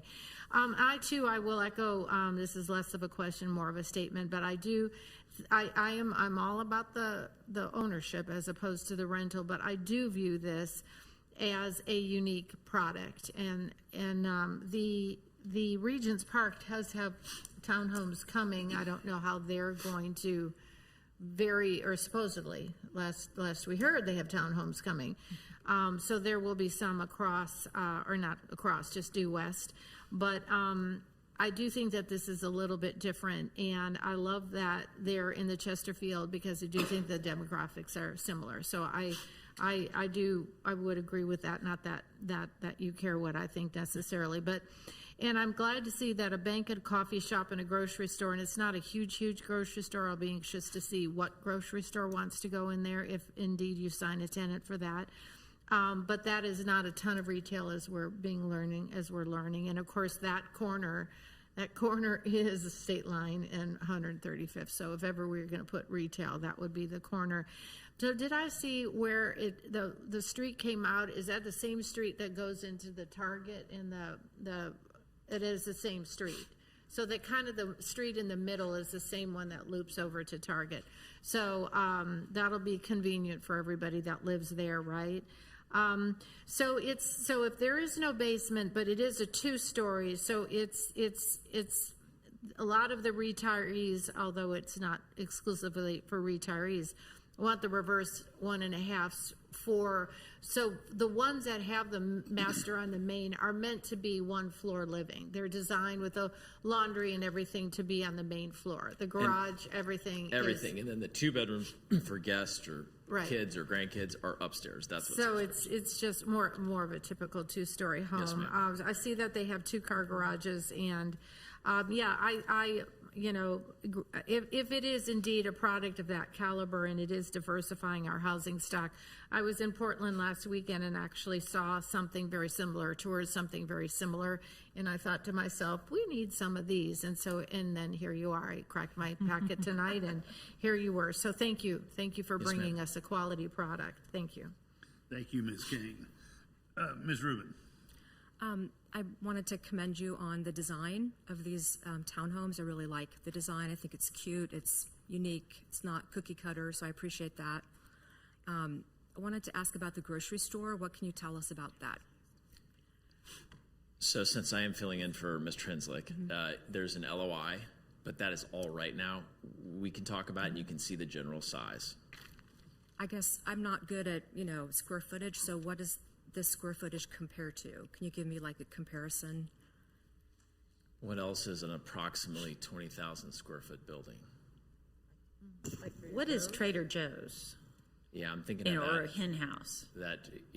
So how about this? This is good. Hen house, that's a huge flagship that we have right there. But like a typical Price Chopper or whatever that you would go into nowadays is in that, like they would build like a 50,000 plus or minus 5,000 feet. Sorry. 50. 5. I'm giving you a sense for scale. Like if you walked into Right. the hen house again is huge. I don't even know that off the top of my head. 80. Is it 80? Yeah, it's huge. Okay. And So the a standard would the be Price Chopper is 60. I just needed to a scale. Costantino's. Okay, thank you. Does that start to give you as you scale it down? Do you have some? So, Google tells me that Trader Joe's are usually between 10 and 15,000. okay, perfect. So one concern I would have, we have a Price Chopper at 133rd and Mission. That's right. And then we have Target across the street from this, and we have Walmart. So there's a lot of competition for groceries. That's right. So that would be one concern about this grocery store. I would hope it would not be a competitor, Right. to At a that locally size, owned. it has to be something, again, without getting in trouble. Yeah. At that size, it has to be something different. somewhat It has to specialty, have. perhaps. It has to be different. Okay. Yeah. Thank you very much. Yes, ma'am. Thank you, Ms. Rubin. Other questions? Ms. Gayed? I do very much appreciate, I agree with you. I think that this is a product that we don't really have. I was just saying I would love it if my parents would downsize to something exactly like that with the main bedroom on the first floor. Maintenance provided, all yes, that. Yeah. Maintenance provided, something along those lines. You spoke that it would be a high-end product. Can you give a little bit of like price per square foot that you're talking about, or anything if you've narrowed that down? Yeah, and it's the plus or minus, but it's accurate in the plus or minus, which is, I think the way I heard Matt actually ended up, a newspaper, if anybody saw that article, ended up asking questions about this. We try never to get in front of the government body, but there was an article about this. And he said most of the rents, remember you have the two different types, would start with a 3. So it's, in that range, which comes out That's at to the really high end rough of the market, 2 so that's something great. a foot. Yeah. Okay. That's great. And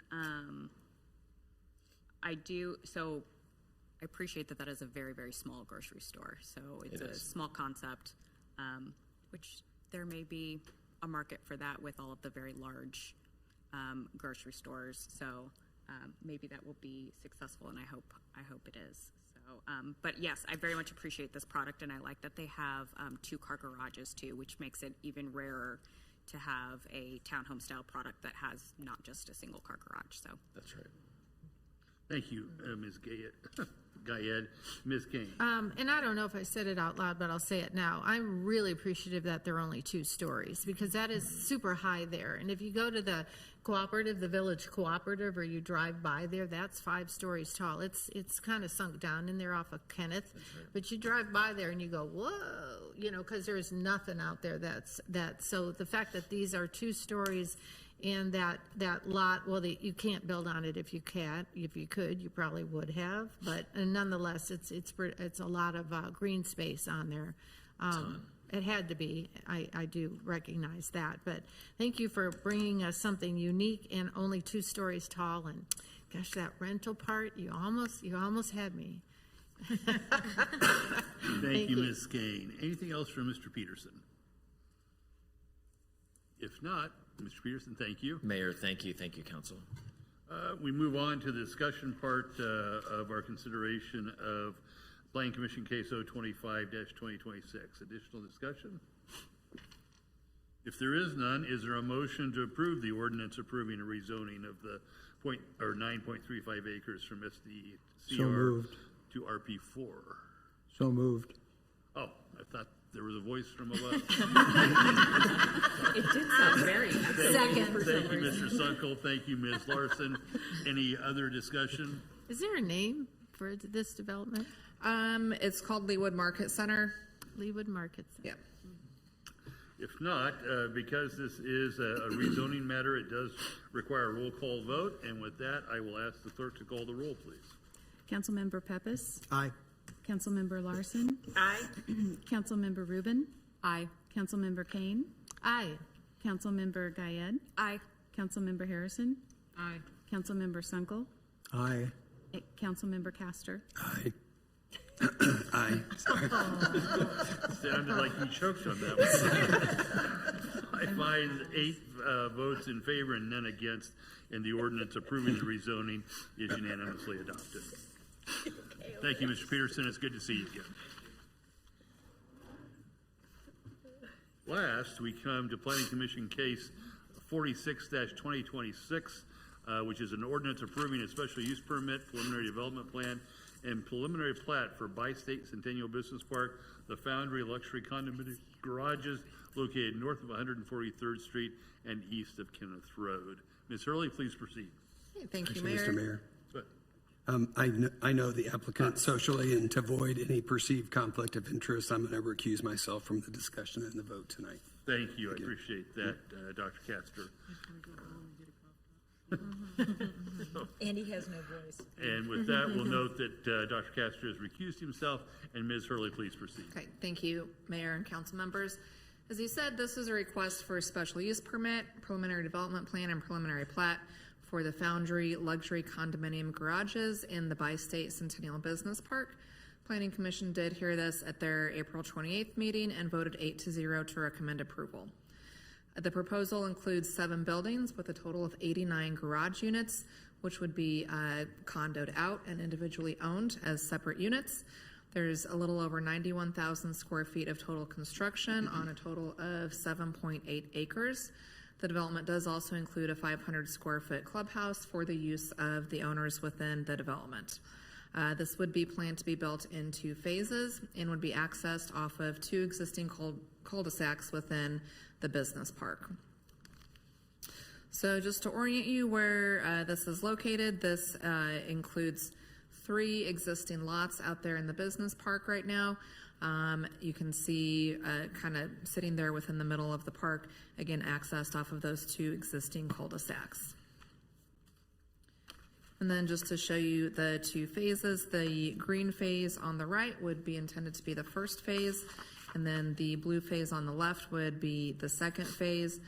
There would be no vehicular access between the 2 phases. They'd be kind of separate with separate access points.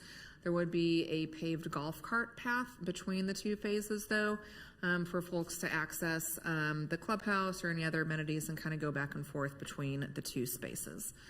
As you'll recall, this particular use, the luxury condominium units, the garage units, was a use that was added to the LDO last year that we discussed, that the Planning Commission discussed, this body discussed as being an appropriate use for the BP zoning district. And so this is our first application for this particular use after the addition to the LDO. And so again, like with the last project, there are no elevations or building design approved with a preliminary development plan, but just to show you some conceptual renderings that the developer has provided of what this might look like. This is just kind of an aerial view of the site as a whole. There you can see both of the cul-de-sacs and their access points there. Just a view of the elevation of the actual buildings with those individual garage units, and then just another view internal there to the development. So with that, I can answer any questions that you might have, and the developer is here as well. Thank you, Ms. Hurley. Questions for Ms. Hurley? I'm sorry. Oh, Ms. Guyette, sorry. This may be a weird question, but you said that there was going to be a golf cart track to access. Yeah, I'll see if I can find. Yeah, let me get my little so that gives pointer back. So, You can kind of see here through the middle. So access point over here on the east, access point over here on the west. Those are the two phases. And then the golf cart path would be here between those buildings, so you could come back and forth between the two. There, as I said, there's a proposed 500 square foot clubhouse that would be like just kind of meeting space, restrooms, that type of thing. That is over here in the first phase of the development. Actually, that might be it right there, but it's in the first phase. And so that golf cart path would allow folks who had space over in the second phase to come over and access that and get over to the first phase and what they might want to use over there. Where do the golf carts come from? So that would be if someone had a golf cart they were keeping in their unit. There wouldn't be like community golf carts that were where available. I was going with it. Okay. Thank you, Ms. Guyed. Other questions from Ms. Hurley? If not, I would invite the applicant to come forward if he has anything to add. Welcome to the governing body, sir. If you could introduce yourself and your address, we would be grateful. Good evening. My name is Daniel Taylor. I live at 13920 Kenneth Road, directly across from this project. You guys, thank you so much for staying late and for all the work that you guys do throughout the year. It's greatly appreciated. Your guidance and your commitment to Leawood is profoundly appreciated. This project is particularly important for me because, as I said, I live across from this piece of ground. I've lived there since 2011 and have been wondering what would go here, what would make sense, what kind of product would go here that would not generate a bunch of traffic, which is really important for those folks that live on Kenneth Road, like myself, and what kind of product would help maintain property values. Because a big old warehouse that's got a bunch of traffic that goes vacant and then weeds start to grow, that's to me is not a very good idea. But a for sale product, Ms. Kane, I hope I've got you on that, that is governed by an HOA really kind of makes a lot of sense. We've been studying these products across the country, and they can't build them fast enough. It's all the rage with folks downsizing. They lose their garages, they lose their extra getaway space, and they're really taking off. And so the idea that you could go here and help create community, which is one of the benefits of a place like this, where folks gather with similar ideologies, appreciation for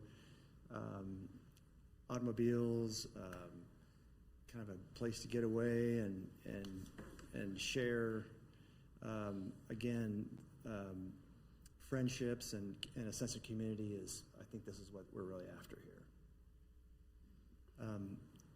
You really did a phenomenal job of preparing this and explaining the product and the community for me, so I don't know if I can add anything additional to that, but I'm certainly willing to answer any questions you might have.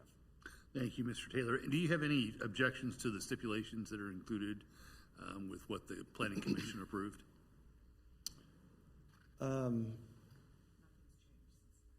No.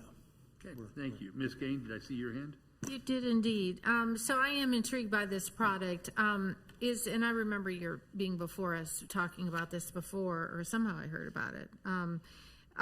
Is there any of these in the metro? Where's the closest example of this luxury condominium garage? So there's one called the Lux. It's around 151st and Metcalf, and it started as a contractor warehouse, and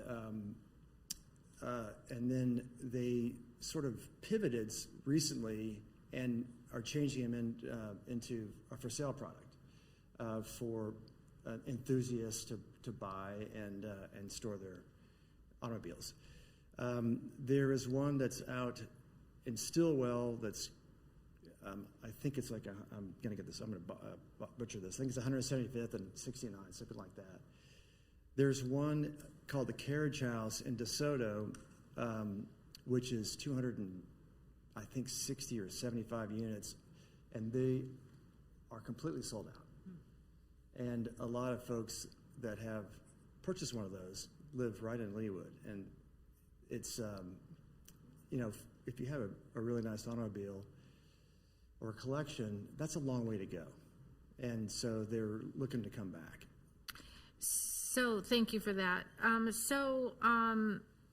mean, the motorheads are motorheads, right? So are they allowed to have functions? I mean, I thought, like you said, low volume, low, but will there be ever somebody can have a function out on the driveway, or is how will that be regulated? I know the HOA to your south, the Villas of Leawood, you know, was worried about that. I know you live across Kenneth Road, but they live just due south, where they'll see the lights and all that kind of stuff. How will that work? So we've been working with them closely. It's a great collaboration. We're very mindful of their concerns about noise and light pollution. And so let's start with lights. All of our lights will be down light. There's no pole lights like a parking lot light. They'll be on the buildings. They'll be low energy. They'll be pointing straight down, so you know we're not going to have a bunch of high intense lights. There's going to be a retaining wall that's going to help separate part of the property from them, and certainly we're going to have a lot of green fencing vis-a-vis non-deciduous pines and deciduous trees as well, and plants. So we will help, that will help shelter and separate. Plus there's a 75-foot gas easement there, so we're not going to be like sitting on top of each other. We're actually down. We're down lower than they are. In terms of their concern about the noise, and Ms. Kane, sorry, I meant to mention that there is a facility next door that might be Katie built, which is a similar product as this. It does have some contractor warehouse, but there are a lot of car enthusiasts have their cars in there. And I checked the Kansas City, Missouri police report, and they've never had any calls or issues with misbehavior there. Our client, the people that are going to purchase these things they're not young college students, that like to raise cane. This is a pretty sophisticated development. We're also going to have the governing HOA to make sure that things of this nature, loud noise, et cetera, are going to be immediately stopped. Or at least it's going to be in the bylaws. It says, you have to maintain, respect for your neighbors, your fellow owners. And so I think that's going to be an important piece to help maintain. So I read that they cannot be used as living quarters, but they will be stubbed for a bath, and that the vehicles have to be kept within the unit, and there'll be no commercial sales nor repair services allowed, and distribution of stored goods is also not allowed. So it's quite controlled then. Right. You cannot live here. This is not a residence. Each unit will be stubbed for a bathroom. It's up to the owner to decide if they want to go through and actually put the bathroom in. They'll be conditioned. And they have the opportunity to really retrofit these. It's amazing what some of these folks will do. They'll spend hundreds of thousands of dollars. But it's a shared building though, so they'll share a roof, they'll share walls, they'll share exterior. So that's part of the HOA then, how that's handled. Yes. Yes, thank you. I think it's very unique, it's unique to me anyway. So if ever it was going to be done well, it would be done well in Leawood with some pretty smashing cars, I imagine, inside. So Thank you. Thank you, Ms. Kane. Ms. Larson. Just a quick question. My only concern, I think it looks great. I appreciate how you've worked with the neighbors close by. My only concern is noise. We used to have a neighbor that lived in the neighborhood that had a race car, and he enjoyed revving that engine so much, and you could hear it from a really far away. That's my only concern. And so we do have that 60 decibel, limit. So I would just urge you to make sure that the buyers of the units adhere to that standard and respect the neighbors that nearby. Absolutely. Ms. Rubin. I just want to echo the concern about noise. I feel like when you come back for the final plan, I would love to see the HOA rules provided to us, because I'm just a little concerned about just relying on the city code for noise issues, because the code may not be strict enough. Like, the code maybe wasn't contemplating this kind of development. And maybe looking at the times of, what time the noise would have to stop by. So I feel like the lighting, you've handled that. With the downlighting, that's great. I like the design. It's a great idea. I think tax revenue for the city, it's, a great product. So I'm very happy with that. It's just, again, the noise, and I'd like to see specifics when you come back for final. Absolutely. Oh, just one more comment. I'm Yes. sorry. So the neighborhood that was concerned, I just want to be clear, is it the maintenance provided? Yes. So To the north. Mm-hmm. there are a lot of older people that live there. I mean, it's vast majority senior citizens, and so, like, very old. So again, the noise, I mean, they're very sensitive to noise, and they're home a lot too. So I just think, again, just, being sensitive about that. Mr. Pepis. So just kind of going back to the comment about just being used as a living space or not being used as a living space, what, just out of curiosity, what would enforcement realistically look like for something like that? Well, like I said, would be governed by the HOA docs.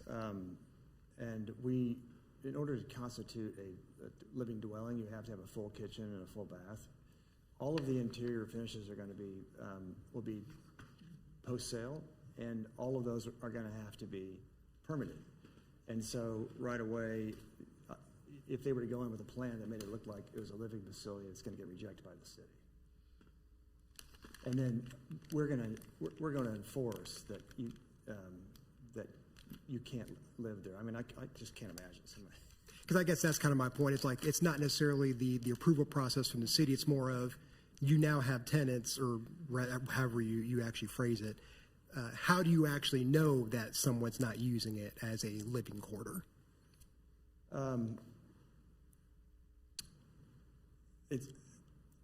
I'm going to have to think about how, with the exact language, but the language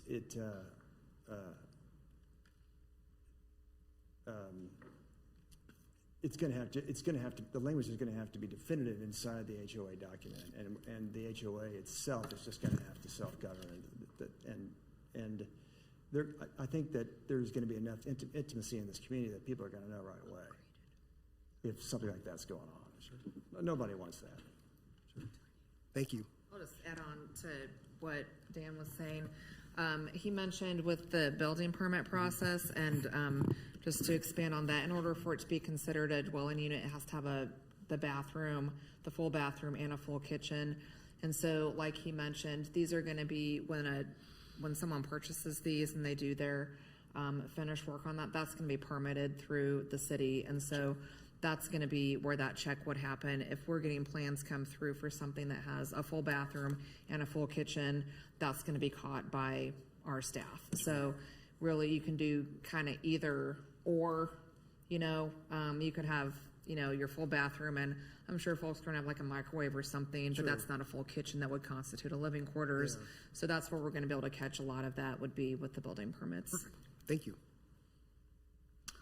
Other questions for Mr. Taylor? Ms. Harrison, I'll go with you. Thank you. We have so many questions, Dan, because this is so new to us, and some of us just can't contemplate a car collection. So forgive us for so many questions. These look to be like a single car garage wide, right? In your drawing, like a wide single car garage, but how they're and deep enough that a couple of cars. I mean, so how many cars or RVs could a guy store in here? Okay, so the average footprint is 20 wide by 50 foot deep, which can accommodate a Class A RV. Okay. It can also probably accommodate around 4 cars. Okay. Now, just so everyone's clear on this, the walls that separate each unit back to front and side to side are non-structural. They're just demising walls. Oh. And so we hope that our buyers buy multiple units and there's no wall between them. And now suddenly you've got a 40 by 50, or Sure. you can have a 40 by 100 on the double entry. Okay. There are 7 buildings. Some are single slope, which are 50 feet. Some are, have a true gable, which are 100 feet. And you could go back to front, so you could actually have a 100-foot long, Okay. deep unit. And there's a 5-unit building that we're doing. I have a feeling that one person is going to end up buying that building. It's a 5,000 square foot garage. There you go. So, but a 20 by 50 could handle about 4 cars. I mean, not like big pickups, but you know these nicer, fancy Right. supercars. You're calling it an HOA, which of course we think of as residents, which of course we're shying away from. These people are buying a unit for a set price. In 10 years, they sell the unit back to you or to whomever they can get to buy it, like Yeah. a condo building, like a condo unit. Right, a realtor. They're going to list it with a They're realtor. going to use a realtor. Yeah, we're going to use a realtor to sell. Who knew? And also, yeah, I mean, they're going to be they'll be handled by unless they can find a friend that just buys it Sure. off market. But yeah, they're sellable. We're going to do what's called an as-built survey. Once we get them built, they'll all have their own separate tax bills, and person can sell whatever price they can get for it at any time. Sure. So if they've got an extra special, highly decorated, nice bathroom, okay. So Leawood gets property tax from the sale of each of these units like they would a condo? I mean, Okay. there'll be Julie's shaking her head, yeah. There's a property Because this tax. is just so different. We're just Yeah. like. Well, there's can't- going to be a property tax on every single unit. Each unit Each is unit. like, It's a is separate like a address. condo. Yeah. Yes. Yeah. So like Dan said, once these are built, there will be an as-built survey that has to be done. So they'll come back through. It's called a condo plat, basically, and so they'll be platted into each individual unit. And so it'll be separate ownership for each unit, and so each will have a tax bill. Each owner. So if you buy one and Councilmember Kane buys one, you're each going to pay your own tax bill. And they'll be assessed separately by the county. So if you finish yours out really high end, that's going to be valued higher. And so, yeah, it's exactly like a residential condo in that sense. Wow. Thank you. Ms. Kane? What about campers and motorcycles and boats? They're all welcome. They're all welcome. Yes. So if somebody just had a lot of toys, whatever the kind of toys he had, they're all welcome. Or her. Oh, Yeah. or her. These are man And cave. his or These are man cave and she sheds, by the way. yeah, she. Yeah, we're not Okay, discriminating. so here. it's not somehow it's not exclusively for cars. No, It's I'll just exclusively for toys Yes. With motors. with motors. Yeah. Big person toys. Other questions for Mr. Taylor? If not, Mr. Taylor, thank you. We appreciate the thought you've put into this. You brought us something very interesting. Appreciate your time. We've moved to the discussion point of the part of the case here. Any discussion? If not, I would entertain a motion, if one would like to be made. Move to approve. Thank you, Ms. Kane. Second. Thank you, Ms. Guyed. The motion is to approve an ordinance approving a special use permit, preliminary development plan, and preliminary plat for Bi-State Centennial Business Park. The Foundry Luxury Condominium Garage is located north of 143rd Street and east of Kenneth Road. It was previously considered by the Planning Commission as case number 46-2026. Again, because this involves a special use permit, it requires a roll call vote, and if there's no further discussion, I will ask the clerk to call the roll, please. Councilmember Kane, Aye. Councilmember Harrison? Aye. Councilmember Larson? Aye.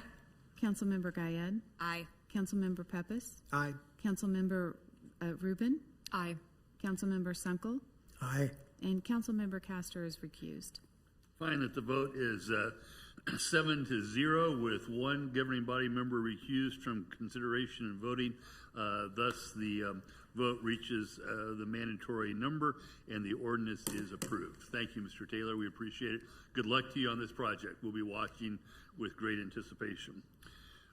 We've been at it for 3 hours. There is, according to my phone anyway, there is a storm going on outside, but actually the worst part of the storm seems to be getting close to going by us. I guess the question I have for the governing body is, I usually don't make you sit this long in your seats. Do you want to take a 5-minute break, or do you want to plow on through these last 2 items? Keep going. Plow on? Plow on? Ms. Larson? Oh, Are you good to either plow plow through? on or continue. Okay. All right. Well, with that, I will call under old business item A, which is an ordinance amending section 7-221 of the Code of the City of Leawood, Kansas, 2000, entitled International Fire Code, section 5607.16, construction blasting, and repealing existing section 7-221 and other sections in conflict therewith. I will recall, everyone will recall that we considered this at our last governing body meeting. There were a number of questions that were asked, and we asked Mr. Lay to go find the answers out to those questions and make any appropriate revisions. Mr. Lay, do you wish to be heard? Yes, thank you. So as you mentioned, we brought this to you a couple weeks ago at the May 4th meeting, and there were 2 major comments back from you all. We made those changes. The first one was blasting within 100 feet of a building, an existing structure. That's what staff was proposing. You all wanted 300 feet, so we made that change. And then the last change was notifications of the HOA. We were proposing by mail only, and you all wanted it by mail and email, so that was also updated. So if you have any questions, I can answer them for you. Thank you, Mr. Lay. Questions from Mr. Lay? Mr. Lay, you're getting off easy tonight. If there are no questions, is there any discussion? If not, do I hear a motion with respect to the ordinance amending section 7-221? Move to approve. Thank you, Mr. Pepis. Second. Thank you, Ms. Harrison. This is an ordinance amending section 7-221 of the Code of the City of Leawood relating to construction blasting, and it will repeal the existing section 7-221 because it is an amendment to the ordinance that does require a roll call vote. So I'll ask the clerk to call the roll, please. Councilmember Guyed? Aye. Councilmember Kane? Aye. Councilmember Harrison? Aye. Councilmember Sunkel? Aye. Councilmember Larson? Aye. Councilmember Castor? Aye. Councilmember Rubin? Aye. Councilmember Pepis? Aye. Thank you. I find that, again, note for the record that Dr. Castor has rejoined us for the consideration of this matter, and that the vote is 8 in favor, none against, and the ordinance amending section 7-221 is unanimously adopted. Brings us next to the last item of business on tonight's agenda, and that's approve a 2026 budget amendment and add 3 new firefighter positions. Ms. Stoddard, do you wish to be heard? I do, Mayor. Thank you very much. And Chief Fitzgerald is also here, and he can help me with any questions that you may have. But this item is one that we talked about during our earlier budget discussions. And as I mentioned in that meeting, I go along with Stephen to visit with all the city staff members in the fall and have various meetings. This fall, one of the themes that I had not heard before from the fire department was concerns about their staffing levels. And so as we dug into that a little bit further, Human Resources did find that overtime was being required in about 65% of the time just to be able to cover our minimum staffing needs in the fire department. So where we might have some employees who will be like, yes, I want to sign up for any time that you ask me to come in and work overtime, We do have a growing number of staff members who they just want to work their regular shift. They don't want to have to be called back in for mandatory overtime, and that is what is happening in many of these cases. So it was affecting morale within the department, and there were a number of concerns. So, and I do realize that this is a bit of out of the ordinary for us to bring a request like this to you all, because we always want these kind of things to be considered in the budget process. But I do think that about half of the costs of what we're proposing can be taken from the existing budget in the overtime budget and be applied to these regular full-time positions, which will of course, both reduce overtime, but also help improve the morale conditions within the fire department. So we're recommending that we add these 3 full-time firefighters to the budget now mid-year. And as we indicate, the budget impact for that is about $75,000 for this year, given that it would be for half of the year. And then for next year, the budget impact, although it's $300,000 total, again, about half of that is in overtime, can be taken from the existing overtime budget projected for next year. So the impact annually is about $150,000 per year net. But that is our recommendation, to go ahead and add these positions now, as we believe that they're currently needed. Thank you, Ms. Stoddard. Questions from Ms. Stoddard? Ms. Stoddard, I guess I have a couple of questions. First, I understand from looking at your memo that the total overtime usage for 2025 was about $315,000. I understand that the budget for 2026 is about $359,000. What do you have a sense, ballpark, of what the overtime usage to this point of the year in 2026 is? How are we tracking, higher or lower? I think you're looking at the year-to-date trends. We're really going to be more on track with what that fire department overtime budget number is, because our actual overtime usage for 2025 was $314,000. Right. What I'm asking is, where are we today?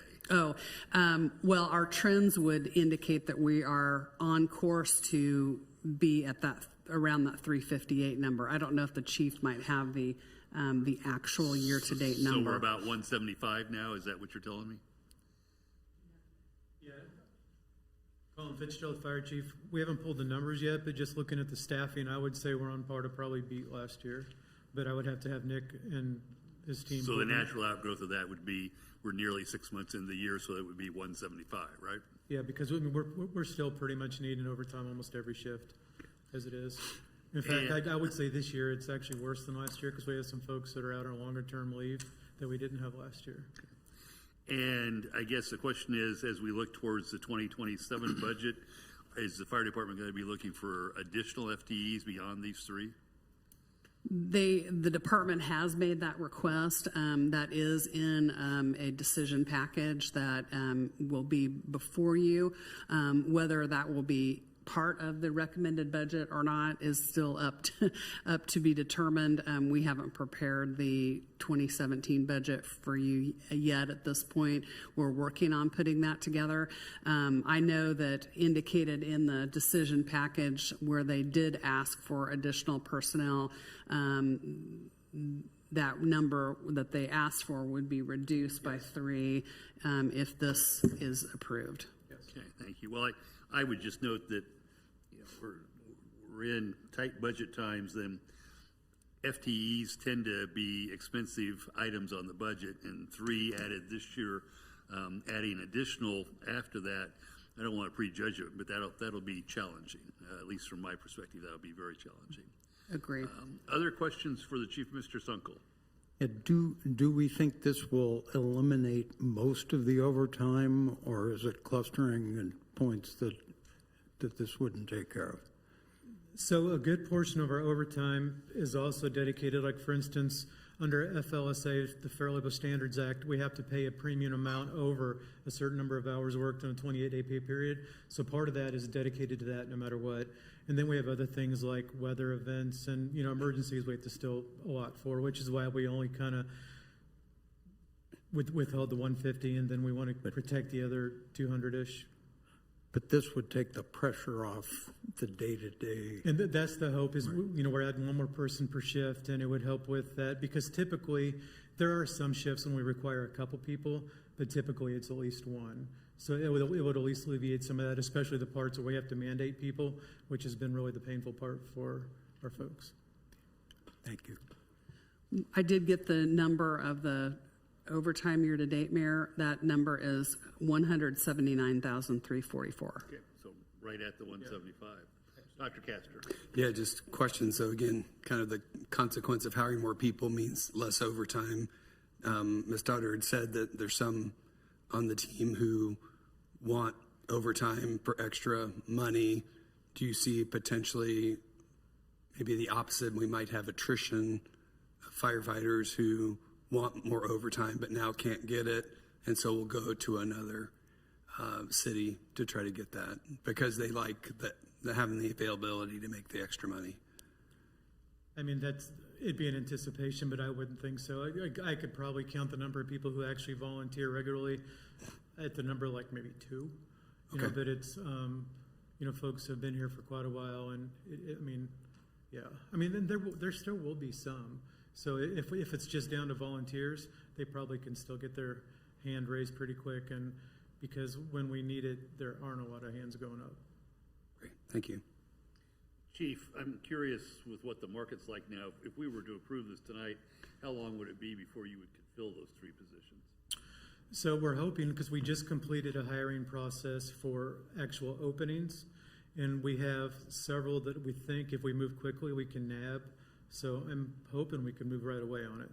So those would be people that went through this hiring process Yes. but were not selected. Because we just brought on the 3 to fill existing slots we had literally just a couple weeks ago. So we're hoping, it is a pretty tight market right now. Pretty much every department of the county is hiring. Pretty much every department of county added FTEs this year. So we're competing, but we're hoping that we're still moving quick enough because we got this first round through ahead of a lot of them, which helped us. So we're hoping that we can, before they can get through their process, we can kind of still take advantage of who we have on our list. Well, that's what I'd heard anecdotally, that it's difficult to find qualified firefighters. We actually just today had Consolidated Fire District Number 2 to our north actually contacted us, and I had put them in touch with Whitney, but they were asking who we are using to get the word out because we had a good turnaround this time, and it hasn't been the case lately, and they're still struggling. So they're looking for a little advice. Thank you. Additional questions for the chief or for Ms. Stoddard? If not, is there discussion? Seeing no discussion, is there a motion to approve a 2026 budget amendment to add 3 new firefighter FTEs to the budget for the remainder of the year? So moved. Thank you, Ms. Rubin. Second. Thank you, Ms. Larson. Any discussion on the motion? Seeing none, all those in favor of approving the 2026 budget amendment to add 3 new firefighter FTEs, please indicate by saying aye. Aye. Those opposed, same sign. The ayes have it, and the budget amendment is unanimously approved. Again, I'll note for the governing body's attention, our upcoming meetings and the lack of work sessions, at least for June and the first part of July. Please be careful out in the storm. Chief, anything for us to know relative to the storm? We actually got pretty lucky because a tornado warning popped up just as I came in, starting in Belton through Raymore into Pleasant Hill, so it kind of skipped over us again like the other day. And there's been some to the north of us, but yeah, we're in an overload for the county right now. We have 14 calls holding and like 16 active, but only so far a couple in Leawood. So Prairie Village seemed to have a lot. So I think we kind of again somehow managed to just skate through on the smooth part of it. Yeah. Thank you all. The meeting stands adjourned until our next meeting on June the 1st. Everybody have a great Memorial Day.